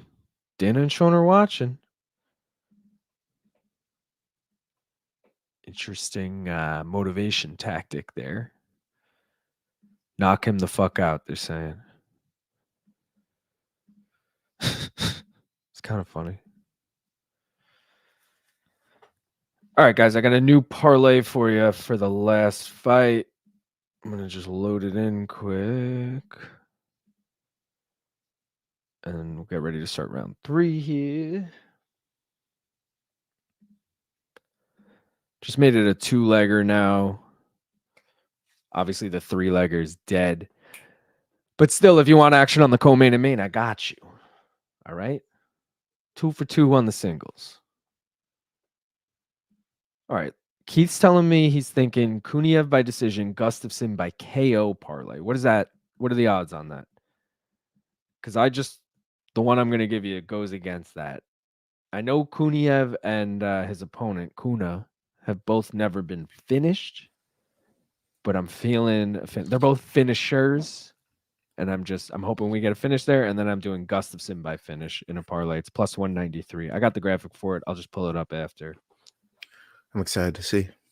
Gaff, they were telling Romious in his corner, Sean and Dana are watching. Sean and Dana are watching. You got to knock this dude out. It was pretty funny. Good luck. I think he did win back the round, by the way. I don't know how much time was left when you walked away. I think like a minute. And I feel like he won me over in that final minute. Okay. Mark Smith being like, do something. I mean, they are just standing a lot. As compared to like round 1 and 2. Yeah. It's just kind of ironic that Mark Smith is telling the fighters to do something on Contender Series where you would think that would never be the case. Be Joe Pyfer, guys. I forgot about that little campaign. Joe Pyfer, remember the hype? So much hype. I mean, he only had 1 loss and he bounced back, but still. And we got a low blow here at 3:08. I'll stop the clock. This feels like more of a stamina break. Yeah, he's like, I'll take all 5 minutes. He's like, it's only been 12 seconds. He's like, I know. I'll take it all.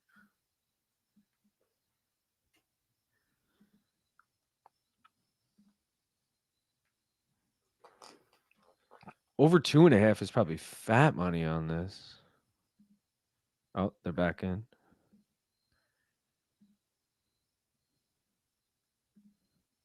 Stop. And he just fucking hit him right back. Are you kidding? That's fun. 6 seconds later. We just got low blows from both opponents 6 seconds apart. That's a joke. Tactical nut shot. Oh, shit. LMAO. Dude, the second one was tactical. He's like, motherfucker, you get me, I'm getting you. Like, we're both playing on an even playing field here. Yeah, it looks spiteful. Mark Smith, guys, let's stop the nonsense.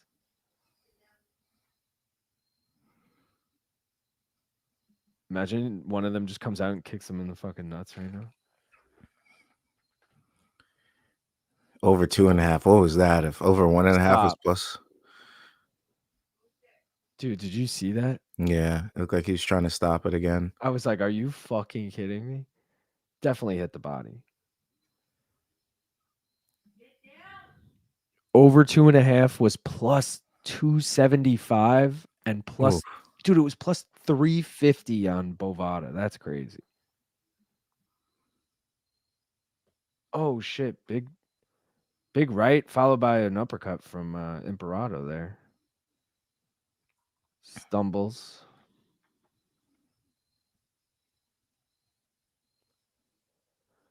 Oh, a nice shot from Imperato. Does his pull you on top of me method.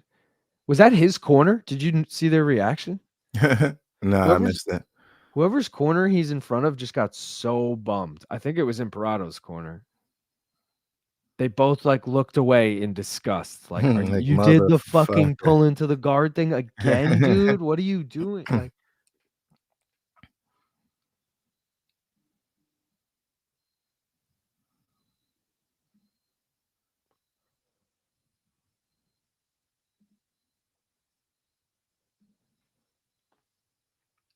Yeah, this is gonna be a 30-27.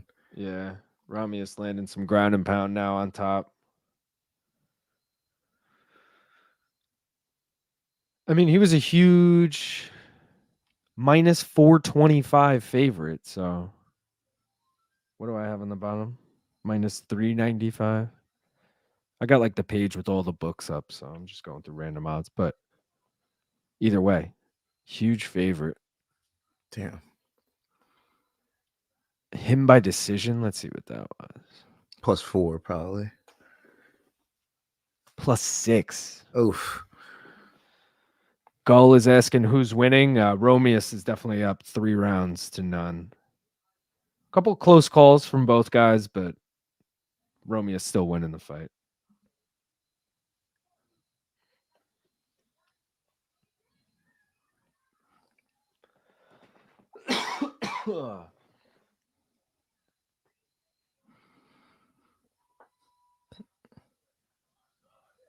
Oh, Imperato does the fucking pull on top thing. Wow. Oh, it looks like he's maybe trying to snatch that leg, but he's not in position. Romious going for this armbar here.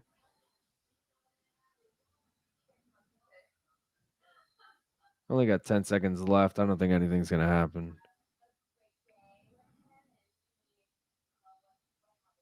Oh. Oh, he almost got the armbar at the end there. That was close. All right. Definitely 30-27 Romious there. Easy.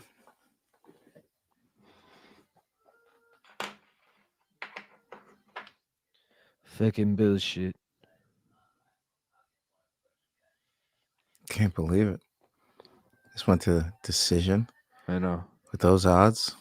If the over 1.5 was plus, that's crazy. That's back-to-back decisions too.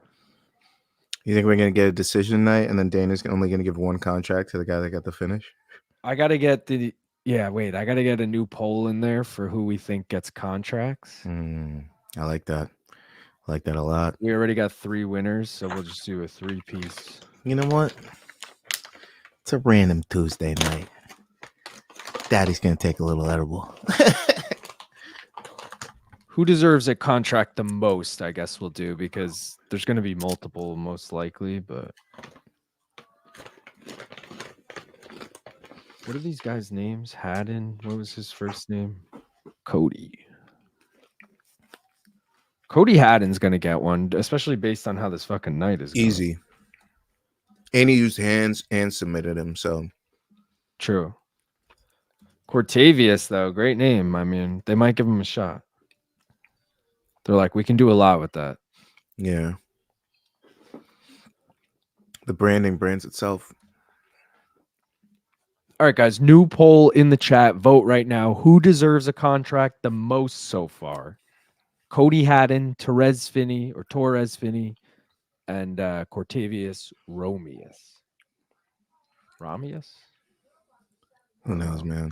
I'm not gonna fucking. I'm gonna wait till Bruce Buffer confirms.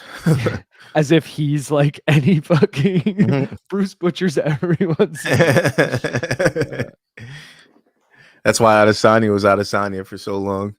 Bro, Adesanya's still Adesanya. Yeah, true. Luke Thomas has been talking about this all week about how he's like, I don't know how the fuck to say his name anymore. Adesanya. Like, I think it's up to your discretion at this point. Yeah. Different languages say it different ways.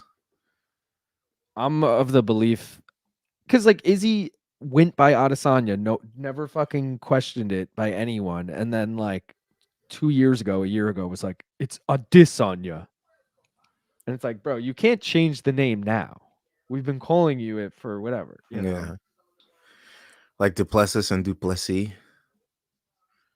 Yeah, but see, that was just us all pronouncing it wrong. Like he from the start was like, it's Duplessis. We were just stupid Americans being like, Duplessis, you know?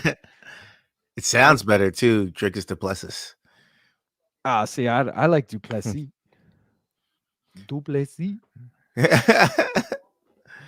I can't believe he submitted Izzy. It's crazy, bro. What is life? Nick said it how like BC says it. Adesanya. Adesanya. Adesanya. Victory banger? Victory binger. Oh, wait, guys, I got the new bets for you. Here we go. All right. So obviously we had initially had that 3-legger with Finney by finish. Just ignore Finney by finish now, essentially. Already hit those 2 singles, plus 150 Haddon by finish, plus 140 Romious Imperato over 1.5. And now this 2-leg parlay to close it out. Fight does not go the distance in this next one, hopefully. And then Gustafsson by finish in the main event, plus 193 for that 2-legger. If anyone wants something to take. Also, if that fucking fails, we'll take something on the main event. We'll get another one on the main event. What's the Gustafsson by finish solo?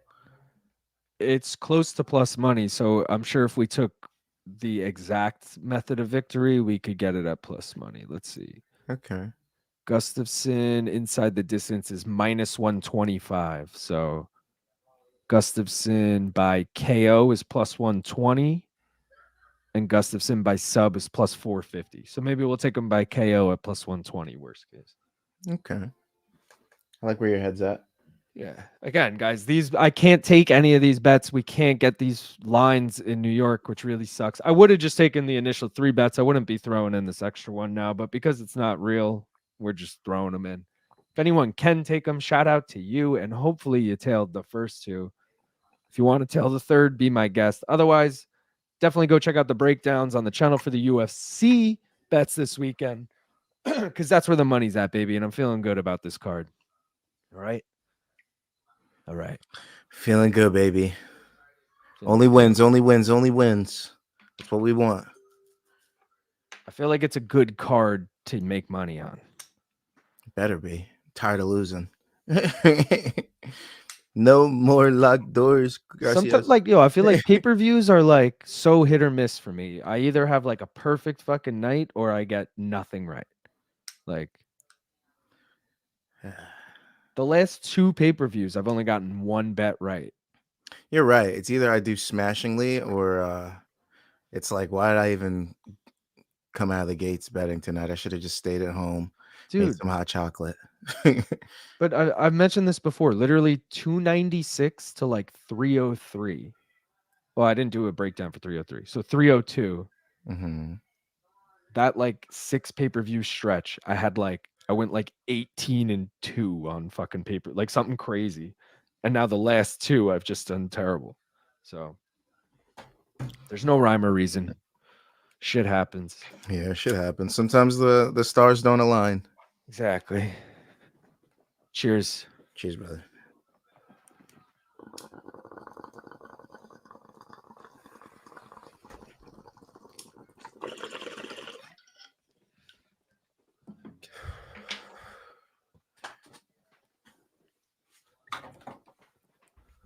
Wow. All right, UFC no chat. No chat.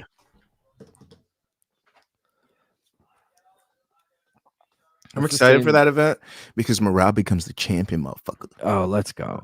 He's a favorite, though, which I'm bummed about, only because I was really hoping he would be plus money so I could like I was hoping it would be like a DDP Izzy line where like he's just plus money and you could snag him and take him by decision if you're going to take him. Yeah, you're not wrong, but I don't know. We've seen Sean be a little fragile before, No. It's either going to be a Sean decision or KO, which is probably going to be plus 125 or something like that. And then Merab decision, which is going to be plus 140. Something like that. Watch. They might. Well, actually, I can find it right now for you. What card is that? 306? Yeah. 306. Yeah, because Pajeda's 307. Yeah. All right, so right now on DraftKings, Merab is minus 130. Oh, there's no props yet. All right, minus 130, and O'Malley is plus 110. It's gonna get more O'Malley fight week. If it was flipped, like that's exactly where I want it. I want Marab like plus 110. Him and his promo. Marab gets slept in 21 days. Marab gets slept in 19 days. Marab gets slept. That's what he's been doing. I haven't even seen it. He's funny. Yeah, he's a troll. The promos are gonna be so good. I don't like this guy. He has big hair. He's not funny. I'm so interested to see how the sphere and shit is gonna look like. I'm not even gonna care about that, bro. I just know everything they've ever promised on is not exactly what we think it is. Well, honestly, what can they do to make it crazy? I think the experience is gonna be great for the people there, but for us at home, we're gonna be like, "What the fuck are we watching?" Because how are they gonna make something spherical look good to us? They just got to put it on the screen. True, You know what I but mean? like we've never seen like we've only seen people's like cell phone videos from inside the sphere. It's not like we've seen like a A broadcast, broadcast. true. So like it might look cool. There's gonna be like a separate broadcast or something that you can do that you can watch in VR or some shit. That's how they're gonna do it. That'd be cool.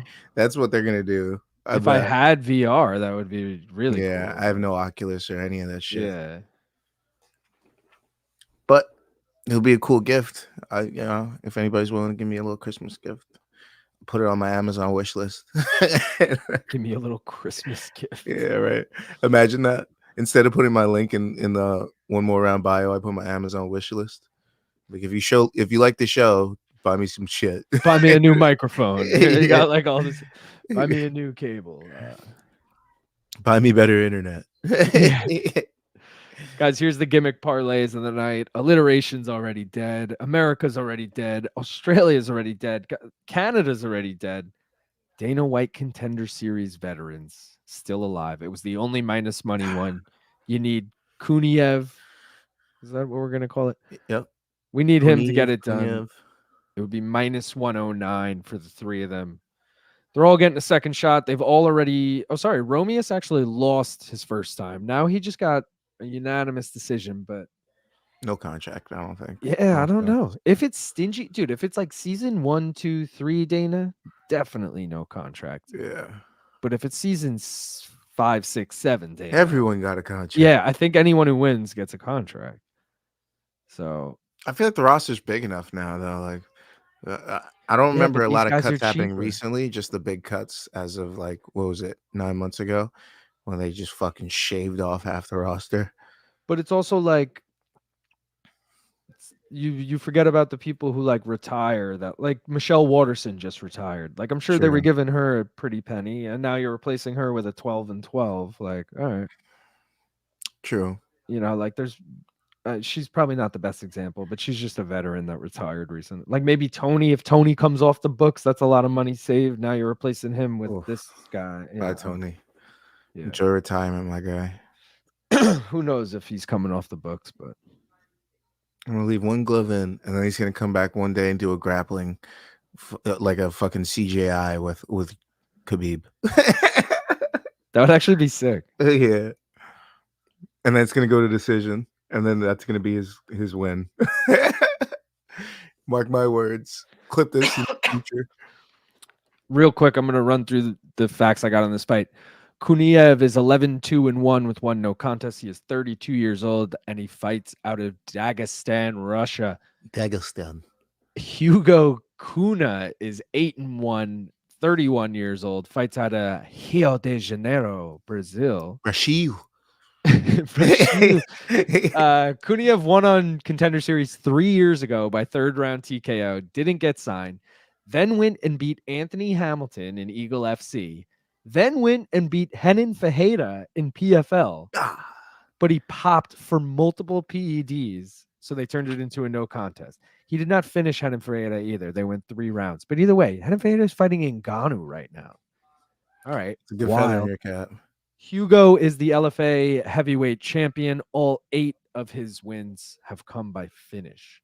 Neither of these guys have been finished before. But Kuniev, 7 of his 11 have been by finish. Just mentioned Hugo, all 8 by finish. So I'm just hoping one of them gets a finish here. It's in that parlay I just gave you, which starts with fight does not go the distance. Next leg is Gustafsson by finish, plus 193. If the night trends the way it's been going, then I see a decision coming here. But Well, I'm hoping that they have an extra incentive to get a finish now. Like, yeah, right. dude, like, do Shit, you think nobody stood out. I'm not saying it's Dana, but do you think there's anyone that like Mick, relays the message literally after those fights and is like, guys, you need a fucking finish here because Dana's pissed. You know, like I feel like that's a Sean Shelby thing to do. I feel like He's he's got the above look that. for it. Though. He'll sneak up on you. He's not that big. Yeah. Right? You're like, hey man, Dana's not looking. He's not looking happy. I don't think anyone gets signed tonight unless they get a first round finish. Guy's a little hat on, tipping it down. I don't know if he has it on today. Yeah, he definitely does. He always actually. Fuck, I saw him already and I can't remember now. He is sitting octagon side. Oh, front kick from Kuniev. Every now and then, Sean Shelby reminds me of BD. I can see that. Like they could be cousins or something. Yeah. Dude, this guy is biting every feint. This Cunha.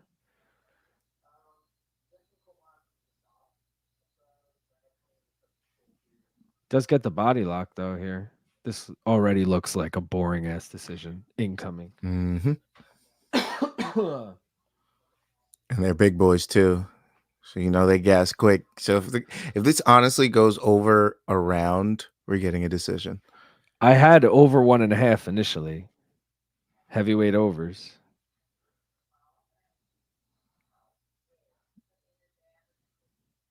And the He's over looking to 1.5. wrestle. The over 1.5 on this wasn't cheap, by the way. It was like -2 something. -215. These boys are expending a lot of energy wrestling. It's not going to leave a lot of power in those arms for striking.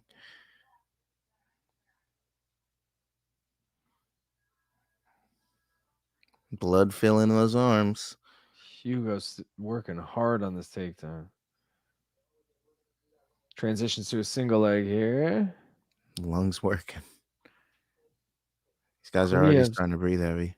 Kuniev snatching the neck here. Can't. Let's go of it. Reverses the position though.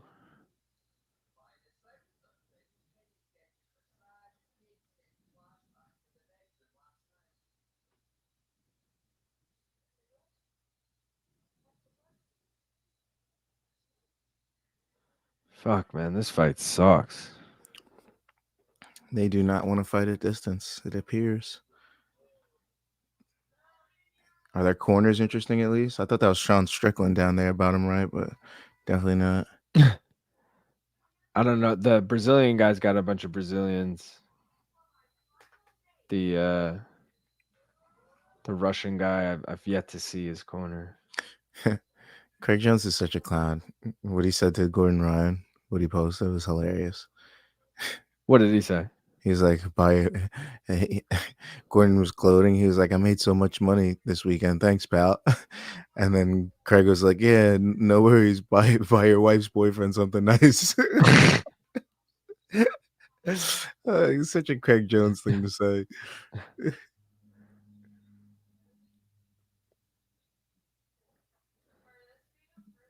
Real Sports says easy money.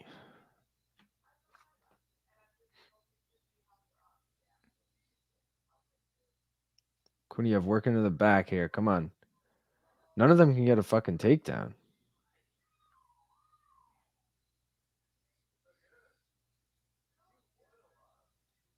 This would be exactly how I wanted this fight to go if I didn't fucking need a finish. Yeah.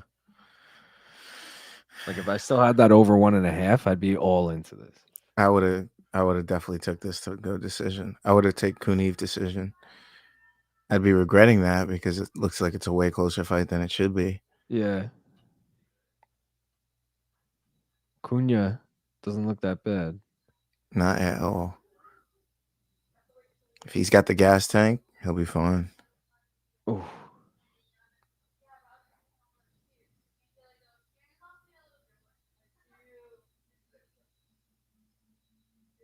A lot of fainting happening. A lot of fainting, a lot of standing. A lot of bullshit. They haven't touched each other in about 25 seconds. We're still waiting for contact. 30 seconds. There it is. All right, finally. Shoots a single leg. Yeah, what are you going to do with it? Let go of it and fucking body lock and do nothing? Yep. Head position. Pummels. You hear them both breathing like super heavy. This is round one, people. Heavyweights, baby. Real Sports got the -3.5 on Kuniev. That's not looking good. I'm not gonna lie. Not looking good. Oh, it's looking shit! better. As he says it, he was. It's looking great. Let's fucking go. It's looking Let's great. Fucking go. Right at the end of the round, the finish. Dude, the timing on that was perfect. Wow. Dude, I just got so hyped. Because that fight, I was like, this is definitely going over. Well, that was my Kuniev great. decision would have looked so poopy. This fight sucks balls. Going to for sure need to rip one after this one. You're my good luck charm, bro. Thank God that was going to be a tough fight. I agree, for dude. real. We needed that. Let's fucking go. Real bad. We're back in business. Now we just need Gustafsson by finish. That's here. You talk about my Dodgers. Maybe I'll hit a home run on Mookie. I might get a little Mookie bet in. There's a See what I did there? Oh no, that was yesterday. Yesterday there was a promo. I think it was DraftKings, and it was Ohtani or Mookie to hit a home run, and I took it, but oh wow, neither of them hit a home run. Of course. Ohtani never hits home runs when I need him to, and when he does, he's in a parlay with people that didn't hit home runs. Classic. I have good luck with Ohtani, I feel like I always take him with walks or like 2 total bases, and I feel like he's good. I'm not one of those people. If I say -3.5, I mean -3.5 about 7 out of 10 times. I'm on the +3.5 hedge. Nice. Can't lose. Can't lose. All you do is win, no matter what. Got winning on your mind. Whew. What should I take? Should I take Mookie just to get a hit? I kind of like that. He said if you're going to take Mookie, I would take the over on the total bases. Ooh. So what is him to get a hit? Probably minus 270. And then him to get 2 total bases is probably still minus money, right? Yeah, it's not looking great. Oh, well, we got to take a fucking victory bong hit for the first leg of that parlay. Victory. Bing ski. Victory. Let's go.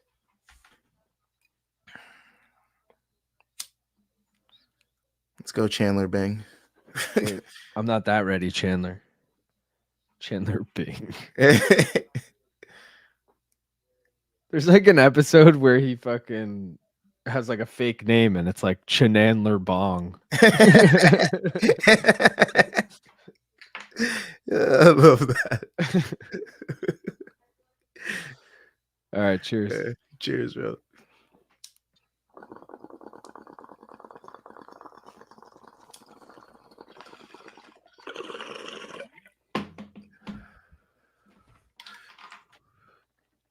If I ever tried to sell my microphone, they'd be like, it smells like weed. I don't know why. You're like, that's how they come. Yeah. It must be the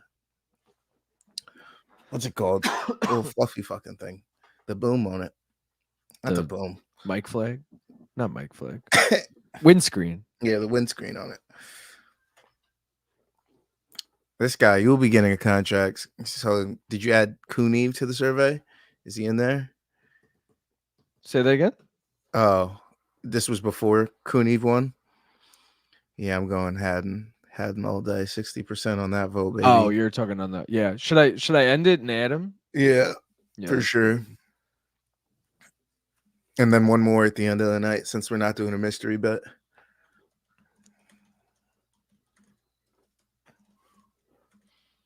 Who Wow. And it was deserves short uppercuts, and then that right elbow just toppled the big man. Toppled him. Down goes Frazier. You know how like sometimes Dana gives a contract to a loser, but like he also gives it to the winner? Yeah. Imagine he just gave it to a loser, but not the winner. I It's like, yeah, fuck that shit. You won. would love that. That would be stir the pot. Oh, have you ever seen Raging Bull? No. Bro, watch that. De Niro I was gonna and say it's like an Joe older movie, Pesci. right? Yeah, it's in black and white, but it's good. It's Is good. it like a mob movie? Because I feel like Kinda, when I think of them, a I little think of bit. mob movies. Yeah, it's a little bit. The mob's involved in a way. I would definitely watch it. It's a good watch. I didn't think I was gonna like it. I watched it on the flight from wherever the fuck, LA, and I just needed like like a combat sports movie, and that was like the only one on there. It was that, and I think maybe one of the Creeds. But I was like, all right, let me see what De Niro did with this boxing movie, and I was like, yo, he did a great job. I was surprised. It I was came out in like surprised. the 90s or something, you said? Or Yeah, and it early? was accurate to his actual career too. So like it goes Oh, bro, fight it by came out fight. in 1980. Yeah. It was a good watch. I'm not gonna lie, it was a good watch. Raging Bull, Robert De Niro, All right, I Joe Pesci. gotta give it a look see. Martin Yeah, Scorsese too. yeah. It's definitely entering my top 10 of combat sports movies for sure. Real Sports says he's on Gustafsson too. Thinks he will get it done, but thinks he'll go to decision. Finney was speaking with blood coming in and out of his mouth, pouring from his nose. Give him the damn contract already. Yeah, but Yeah, I hand out 4. Just that second fight, don't hand out a contract. the second fight was Finney. That's what I'm Ah, talking shit. about. Ah, fuck. The fucking stocky Maybe ass it's the dude. third fight. You know what? Give them all a contract, Dana. I don't Probably holding mind contracts off. Cortavious. They came here to win with the expectation if they have a good win, they get a contract. So just give it to them. Fuck it. It's a fair point. Finish rate's been going down, I guess. 63 and 78, and then 47, 54, 52, 65 in season 6, and season 7, 55% finish rate. So the finishes of, So maybe it's the move is to take overs. yeah. But like it wouldn't have just hit in the last fight. It wouldn't have hit in the first fight. Right? The first fight was a first round finish? Yeah. Or early in the second, First round. maybe? Haddon was whooping his. Oh, you might be right. It might have been a second. Hold on, I think I have it up. It was. I think it was first, though. Yeah, it was first. Okay. 3 minutes, 9 seconds. Seiko loves those pink suits. All right, here's Felder's rankings. He likes Haddon, Kuniev. I mean, those are the obvious 1, 2. Yeah. Come on, bro. These are just power rankings, so he's putting all 4 there, not necessarily saying they all do or don't deserve a contract.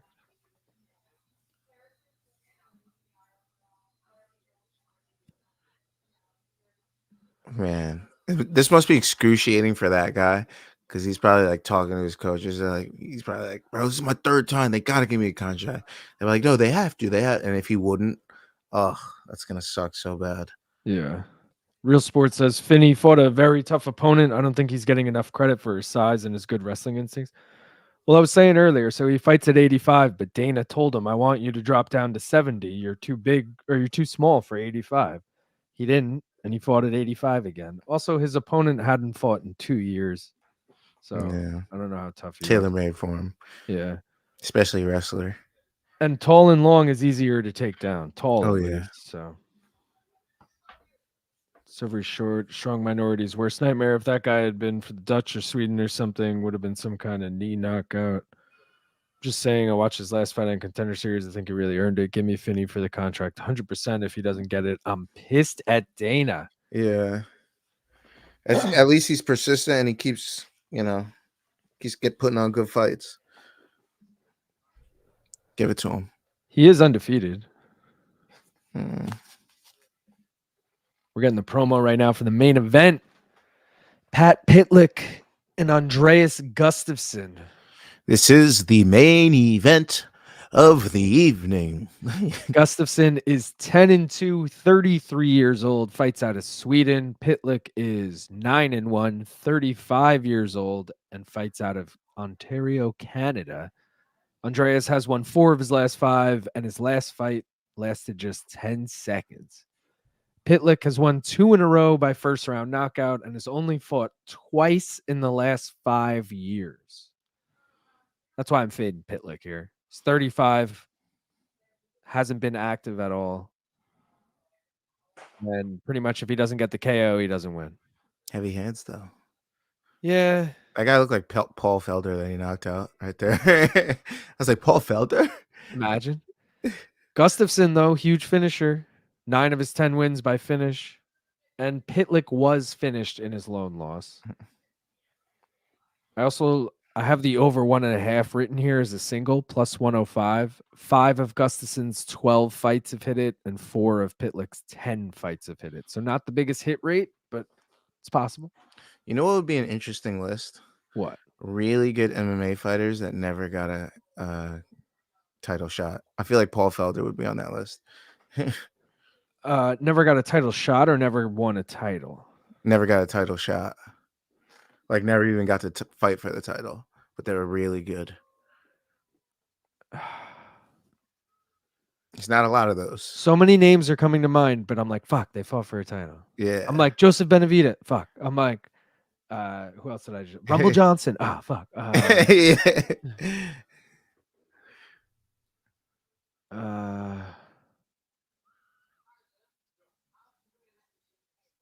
Fuck, it used to be like Glover too, but he was fucking champ now. Like Arnold Allen may join that list. yeah, depending how long he stays there. Josh Emmett. Oh wait, he fought for the title too, didn't he?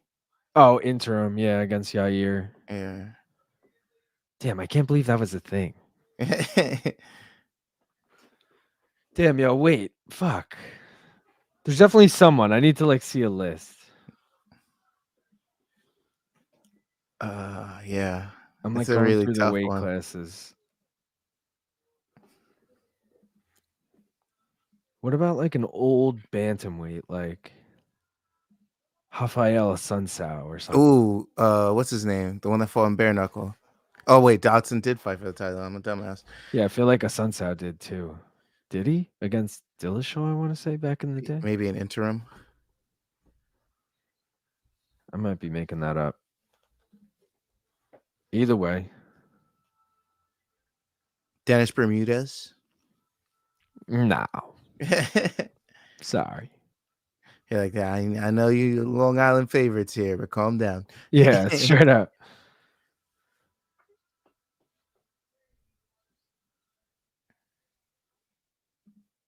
Yeah, Plus all the points on Doug. Oh wow. How are we forgetting? Nate Diaz did fight for a title against fucking Benson Henderson. I forgot about that. And I guess BMF title counts too.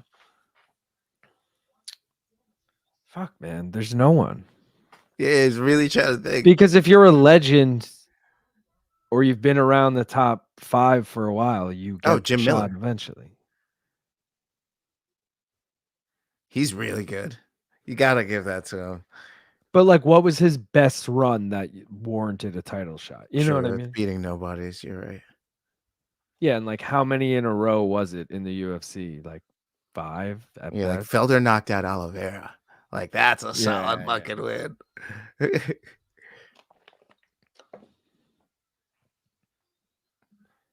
There's not a lot. All right, I'm gonna make that list. That's a good one.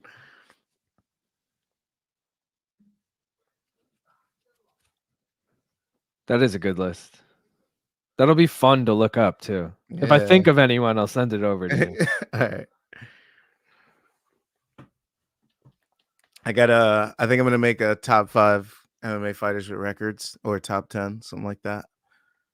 With records? Yeah, like criminal records? Yeah. Cedric Dumas, Luis Pena. Those are. I mean, they may not make the pound for pound, but they're on the list. Ian Heinisch is on that list. Oh, shout out! Yeah, drug smuggling. Lee Murray's got to be on that list. Michael said, "On God, this fight looks like maybe 2 rounds." Yeah.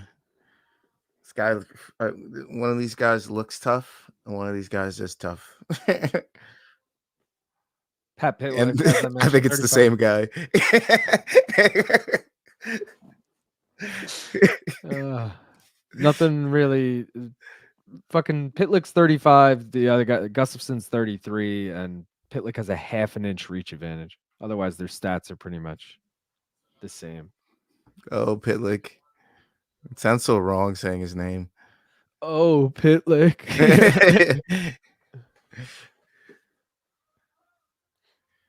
Interesting tattoo. I wonder what it's for. It looks similar to our boy fucking Robert Valentine. Whatever. Oh, yeah. I was going to say it's either that or it's AB. Oh, nice takedown from Gustafsson here. Let's fucking go. Got him in the crucifix position here. Working in half guard. Oh, Pytlik gets to one knee, though. Some nice dead legs from Gustafsson.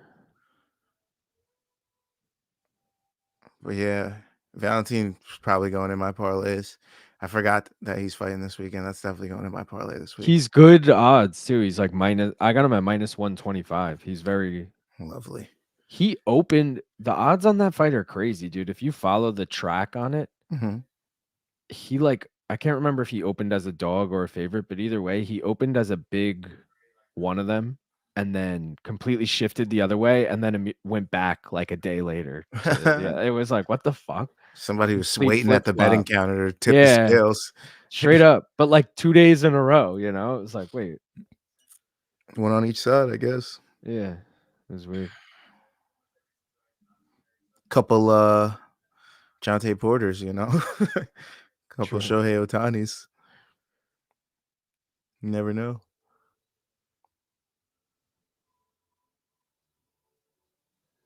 All right. This wrestling is starting to look like a decision fight. Yeah.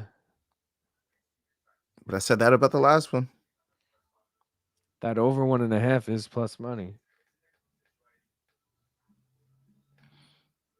Pytlik's starting to look gassed already. Breathing heavy. The pressure is pretty crazy by Gustafsson.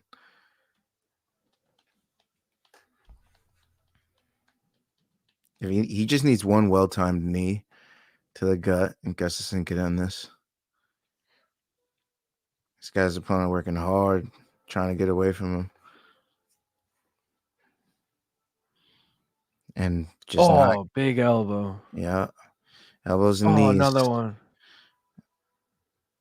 I'm waiting for that knee. That knee's going to hurt so bad.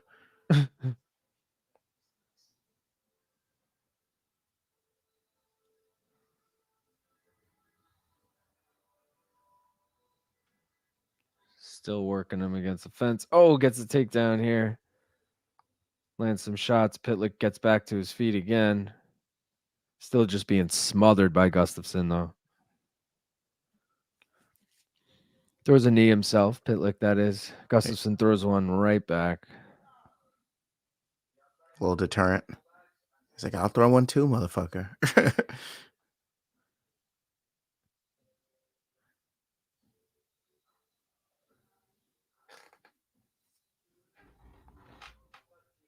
Wowzers.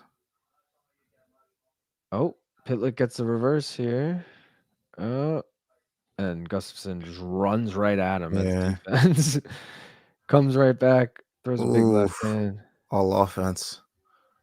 Another knee to the body. Oof. It's going to turn into a war of attrition. These knees are fucking killer, dude. They add up.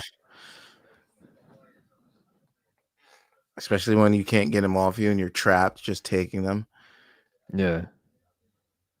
You see him breathing heavy too. He hit him and that belly inflated real big. Ooh.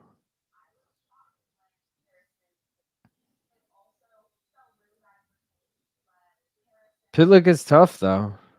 Give him that. Oh, knee to the fucking head there. That was fucking beautiful. He pulled down his head as he threw up his high knee. Oh, and you could see the fucking welt already above his eyebrow forming. Yeah. He just can't get away from this dude.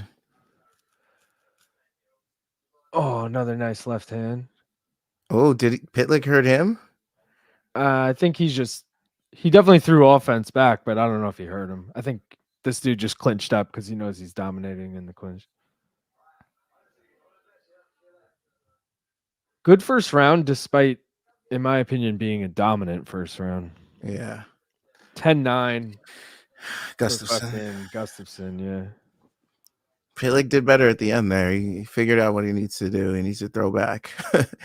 Real Sports said, it's always something if UFC is going my way, baseball isn't. I can't believe this. Can't believe it. I feel like if shit's going my way, it doesn't matter the sport. It's all going my, like shit just starts hitting. You're like, fuck yeah, hit that basketball parlay, hit that baseball, hit that UFC. Bobby Witt Jr. Overlooking good. Thanks, guys. No problem. I didn't take it myself. I can't because I can't get these fucking lines in New York. But yeah. Either way, I'm glad if they helped anyone else out. So hopefully it hits for you, Real Sports. Every other bet I gave out tonight hit except for one. So, and if this parlay hits right now, be 3 out of 4. Not bad. Not bad. I'm praying for you.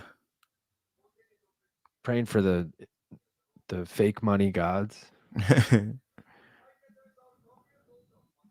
All right, round number dose. No, start fiery. Immediately comes right back at him. So we starting round one. Working in the clinch now with these uppercuts rather than and as I say that, he throws a knee. Yeah. Serve him well to keep throwing those. Pytlik throwing knees back too. This is all they're doing. This is a knee off.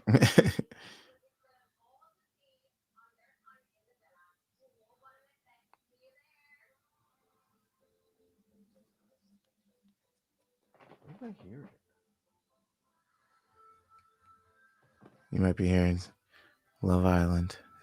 Oh, is that you in the back? Yeah. Dude, it's so weird, but I don't even hear it in my ear, but I have like a computer up with us like on YouTube, and I feel like I keep hearing something on that. And I'm like, what am I hearing, bro? Yeah. Oh, Pytlik's at least throwing now. They're throwing at distance. Oh shit. Oh, mouthpiece. Out. And they're gonna go blazing. Guns blazing. Let's go, boys. Oh, Pytlik, big left hand. No way. Big knee though from Gustafsson. He clinches right back. Yeah, that guy's just using all his clinch game. He's making those arms work. I do feel like Pytlik is still live though for a KO. Yeah, he did land some good shots.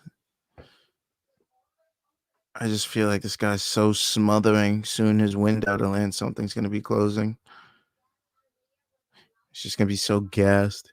Oh wow, the striking is very close. Huge elbow though. Yeah, striking is really close. Surprisingly close, right? Yeah, I didn't see that coming. 30 seconds, Real Sports. Sweaty ass 30 seconds. Yeah. This whole fight has been kind of sweaty. I'm on the opposite. They're both pushing the action. I need the urgency. I'm like, come on, get this fucking finish, brother. Oh, big right hand from Pytlik. Oh, stumbled him. At least your over's gonna hit. Good shit, Real Sports. You got it. Nice job. I should have just told everyone to take that. That was my it could hit, but who knows? It was a safe bet. I wrote 2 bets because I knew I couldn't find any good plus money play on it. I found 2 minus money, so I wrote them both down.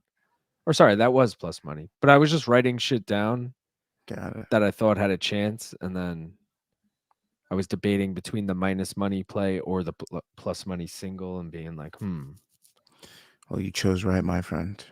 You chose exactly what you should have. I mean, if Gustafsson gets the finish here, then I really chose right.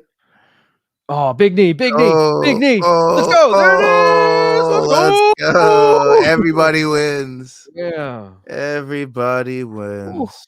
Told you. Didn't I tell you guys that knee was going to be it? Didn't I tell you guys that knees was going to be the end of this fight? I told you. I hope anyone fucking tailed these because literally got rid of the first parlay that we missed. But either way, all 3 of these hit. Cracked. If you put a unit on all 4 bets, you'd be up like 4 or 5 units right now. So, damn. Cracked him. Face bloodied. Whew. Poor bastard. What a night. What a night. Easy money. Now let's see who gets contracts. All right, so thinking Gustafsson. Thinking Kuniev because it's heavyweight and they just need. I mean, you got to finish too. Yeah. Thinking Haddon. Those 3 are guarantees in my mind. Do the other 2 get contracts? Romious and Finney. I think, what is this, week 2? I feel like they give a lot out at the beginning and taper off. So I'm going to say yes. All right, but Finney was this fucking fight, dude, with the tall dude and the short stocky. He out wrestled him for 3 rounds, but he didn't do shit when he got the takedowns. Yeah. It was mad annoying. Brandon Haddon got the sub early. And put some hands on him. Yeah, he was nice. Romious Imperato went the distance, surprisingly. This was a first round knockout with like a second left on the clock. And then we had this fight. So, yeah. Did any of the parlays hit? Oh, the fucking Dana White Contender Series veteran parlay hit. Shout out to that. And that is it. Minus 109. Yeah, I wouldn't have taken it. A 3-legger, minus 109, dude. No. Yeah. Not my style. I need in the +2s for that. Exactly. Like high +2s. And I'm like, my real rule of thumb is at least 100 per leg. You know, like plus 300 minimum on a 3-leg. But I'll take a high 2 if it's something I think's gonna hit. But we gotta take fucking victory. The final victory bang. I gotta pack this, so give me a minute. Too. Like I gotta regrind. I didn't even grind up enough. I did the perfect amount. Proud of me. I wasn't prepared. You know what it is? You get a new kind, and then you're like, yeah, that's plenty. And then it grinds up way less than you thought. You're like, oh, shit. Yeah. I'm going to hit this guy up later this week. Yeah. That knee was vicious. Dana going to the back. It's going to take them about 3 minutes to figure this out. Laura's with the winner here. They already know how many they want to give up. You got to think about the weight classes too. Let's real quick. I know we're trying to take this bong hit, so let me just pull this up. All right. Sorry, I didn't even pack it because I just grinded it now. The first fight was at bantamweight. Second fight was at middleweight. Third fight was at bantamweight. Fourth fight was heavyweight. And then this main event was welter. They need heavyweight, so he's definitely. So, yeah, Kuniev is in. Rizvan Kuniev is in. Andreas Gustafsson, I think this dude looked good. And 170, he's in. Yeah. Uh, now I'm second guessing. I don't know if Cortavious Romious makes it in because bantamweight is stacked, and I don't know how good he looked. If they're being friendly, I think he gets it, but I don't know. And now I'm also feeling like Finney probably does get it. It's his second win on the show. He's undefeated, and it's middleweight. I feel like middleweight is always weak. Yeah, I wonder. And Haddon, I think, is a lock anyway. Yeah, I don't even care what weight class he's in. He's getting a contract. Yeah. He I'm could be a curious if catchweight fighter. you wonder all the time about Contender Series guys too. Who knows if they took this on short notice? Who knows if they took it a weight class up just for the opportunity, whatever. Like this Cody Haddon might be a flyweight, and I'd be into that. Yeah. Flyweight's gotten a lot of new characters in the last year or two. That's what I'm saying. Another Australian flyweight. I'll take it. And our boy Kai Kara France keeps knocking him down. All right, chill. He did it one time. Remember when he knocked out that other guy and then the ref stopped him and then he ran around the ring and then almost hit him again? When? Kai. I don't remember that. Who was that against? I forget his name. Garbrandt or like recently? Nah, it was a Brazilian guy, I think. I'm gonna pull up his shit quick. I forget the guy's name. That fight was so funny. Rogerio Bontorin. That's it. Yeah. What a good fight. That's bad funny. Crisp is asking, has Finney fought yet? Yeah, man, everyone has fought. Fights are over. It's contract time. Yeah, contract time. You guys are the best. Cheers, my G. Thank you, Michael.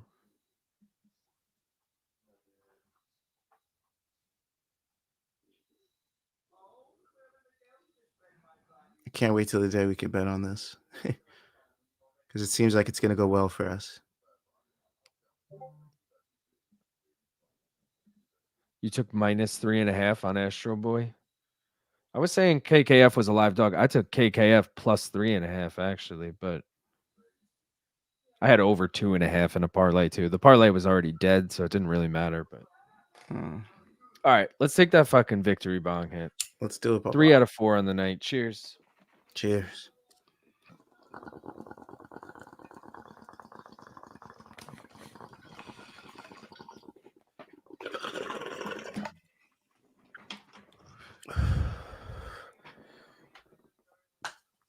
It's over.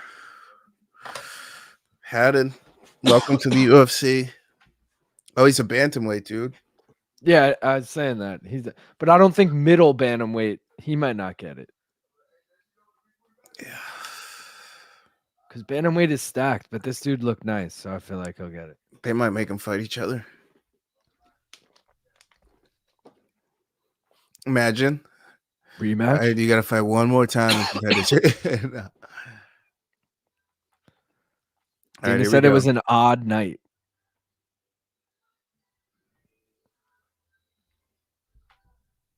This fight came. What? Sorry. Not a lot of contracts, I feel, if you started off like that. If it was an odd night. So maybe just Haddon and the heavyweight. I feel like he doesn't. He's not going to give the decisions contracts. All right, he gave Cody Haddon a contract. Like I don't thinking now he doesn't give Romious and Finney. That paper don't look thick, like he's given multiple contracts. It looks like it's just 2 pieces. Maybe 3. Oh, Dana's talking shit to him. Damn. He said, I told you to go get more experience, and all you did was get one more fight. Your performance last year was better than this one. You're 25. You're obviously talented. Go out and get 3 or 4 fights this year, then come back. Why'd they even give him a shot if they're going to say that? Yeah. Like, that's so stupid to me. Also, you just gave a guy... You said 3 or 4 fights this year? They just gave Cody Haddon a contract. Cody Haddon is 6-1. Now 7-1, but still. You're talking shit about this guy for being 9-0? That was kind of rough. So Finney does not get it. Ouch. But he called Cortavious interesting, which makes me think he's going to pick him. He's hyping up his opponent, which also makes me think he's going to give him a contract.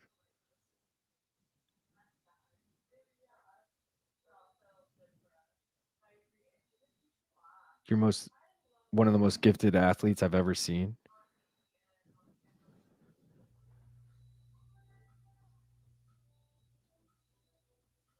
The thing I question about you is your fight IQ. You could have stopped that fight so many times and you did the opposite.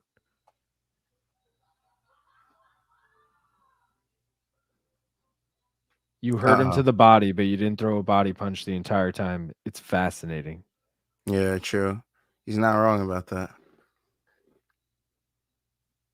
He's giving him a shot, though. I could tell by the way he started it with, "You're an interesting guy." Like, all right, Dana likes this guy. That's fucked to Finney, man. Please don't let him be the only guy there that doesn't get a contract. It's gonna be bad. It's gonna be bad. It's gonna be brutal.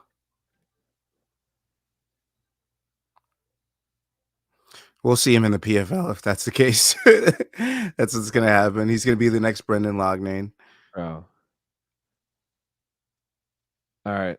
They got Kuniev. All right, and then I think Gustafsson's got to fucking get it. Yeah. Oh, Dana's talking shit. Dana's like, he has no idea what I just said.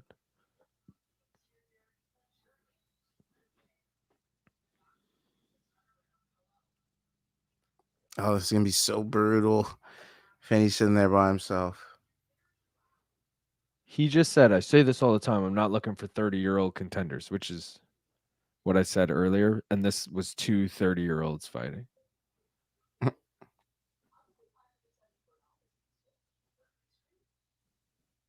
He said your game plan was not very exciting and a little weird to me.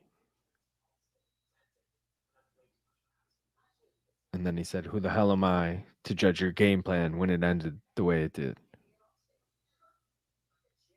This guy had multiple contusions. Yeah, dude, he had the fucking big-ass things on his forehead. Yeah. All right, he gets it. So Finney's the only one. Damn. Oh, that's even so, the handshake. That's so fucked. Just to be sitting there alone while everyone like trying to hold it together, you got to be like, yeah. Real Sports said, victory joint, good stream. You guys, good job on the Contender Series. See you on UFC weekend. Don't forget about the Dodgers. That's money for you. Plus points. Like I said, not money line. What's that game at 10 or 9:45? Let me see. Real Sports said, I'm going to say things that get you kicked off the internet or are too controversial for a stream because I like you guys, but I wish I could say something about Dana. I won't say it, but what he's saying about Finney is absolutely ridiculous, and there's obviously a personal reason he has with him. I have no idea what. He's an absolute bitch. Yeah. That was pretty rough by Dana. I mean, pretty the reasoning is what's so stupid for me. He's like, oh, you didn't have enough fights. You only went and got one fight. I told you to go get more experience. Why the fuck did they book him then if he didn't have enough experience? You're not wrong. You're saying now win or lose by dominant fashion, he wasn't getting a contract. Then they're like, but on the other hand, he did get a finish last time. They didn't sign him. He gets a decision win this time. Dana did tell him to drop a weight class. Like, yeah, I don't know, man. The whole thing is weird. He is only 25. It's like they set him up for failure unless he got a finish, which is kind of. I'd like to see him go to PFL or something, or fucking come back in a few fights and just be this killer or something. Like maybe even just get signed, not have to be on Contender. Yeah. But who knows at this point? Damn, it's so rough, dude. Yeah. What a night for him. I know. What a night. All right, we don't have to stay live for the fucking interviews because we don't really care. But yo, let's just recap the bets quick. We had first fight of the night. I don't even remember these guys' first names, so I got to go back. Okay. Billy Brand versus Cody Haddon. Haddon was the Aussie bantamweight, came out, got the sub, round 1, 3 minutes, 9 seconds in. Had him by finish as a single, or at least told you guys to take it, plus 150. Then I had a parlay with Finney by finish in it. It also had the co-main and main in it. That did not hit. So nixed that, got rid of that graphic. So just forget about that fight for a second. Then we had Cortavious, Romious, Michael Imperato. I said, this shit's going over 1.5, plus 140. That shit hit. Then I made a new parlay with just the co-main and main. Fight does not go the distance in Rizvan, Kuniev, and Hugo Cunha. That shit hit. Kuniev knocked him out in the first round. Then main event, Gustafsson, Pytlik looked like it might be going to a decision. Gustafsson was just kind of clinching him the whole time. He was landing nice knees to the body, but Pytlik was hanging in there. He was tough. Gets the knockout. Round 2, plus 193 parlay. Boom, bang, bop. Let's go, baby. If you guys haven't already, A, please like the video. B, subscribe to the channel. C, go check out the breakdowns for UFC this weekend. Me and Gaff will both be live for that shit. And we got plenty of bets, plenty of plays. We'll have a great time on Saturday. And yeah, go also subscribe to Gaff. One More Round Fights. Go follow him on social. Follow us on social.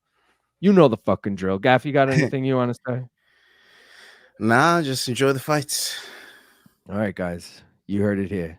Appreciate you guys for tuning in. We'll see you next time. Till then, peace.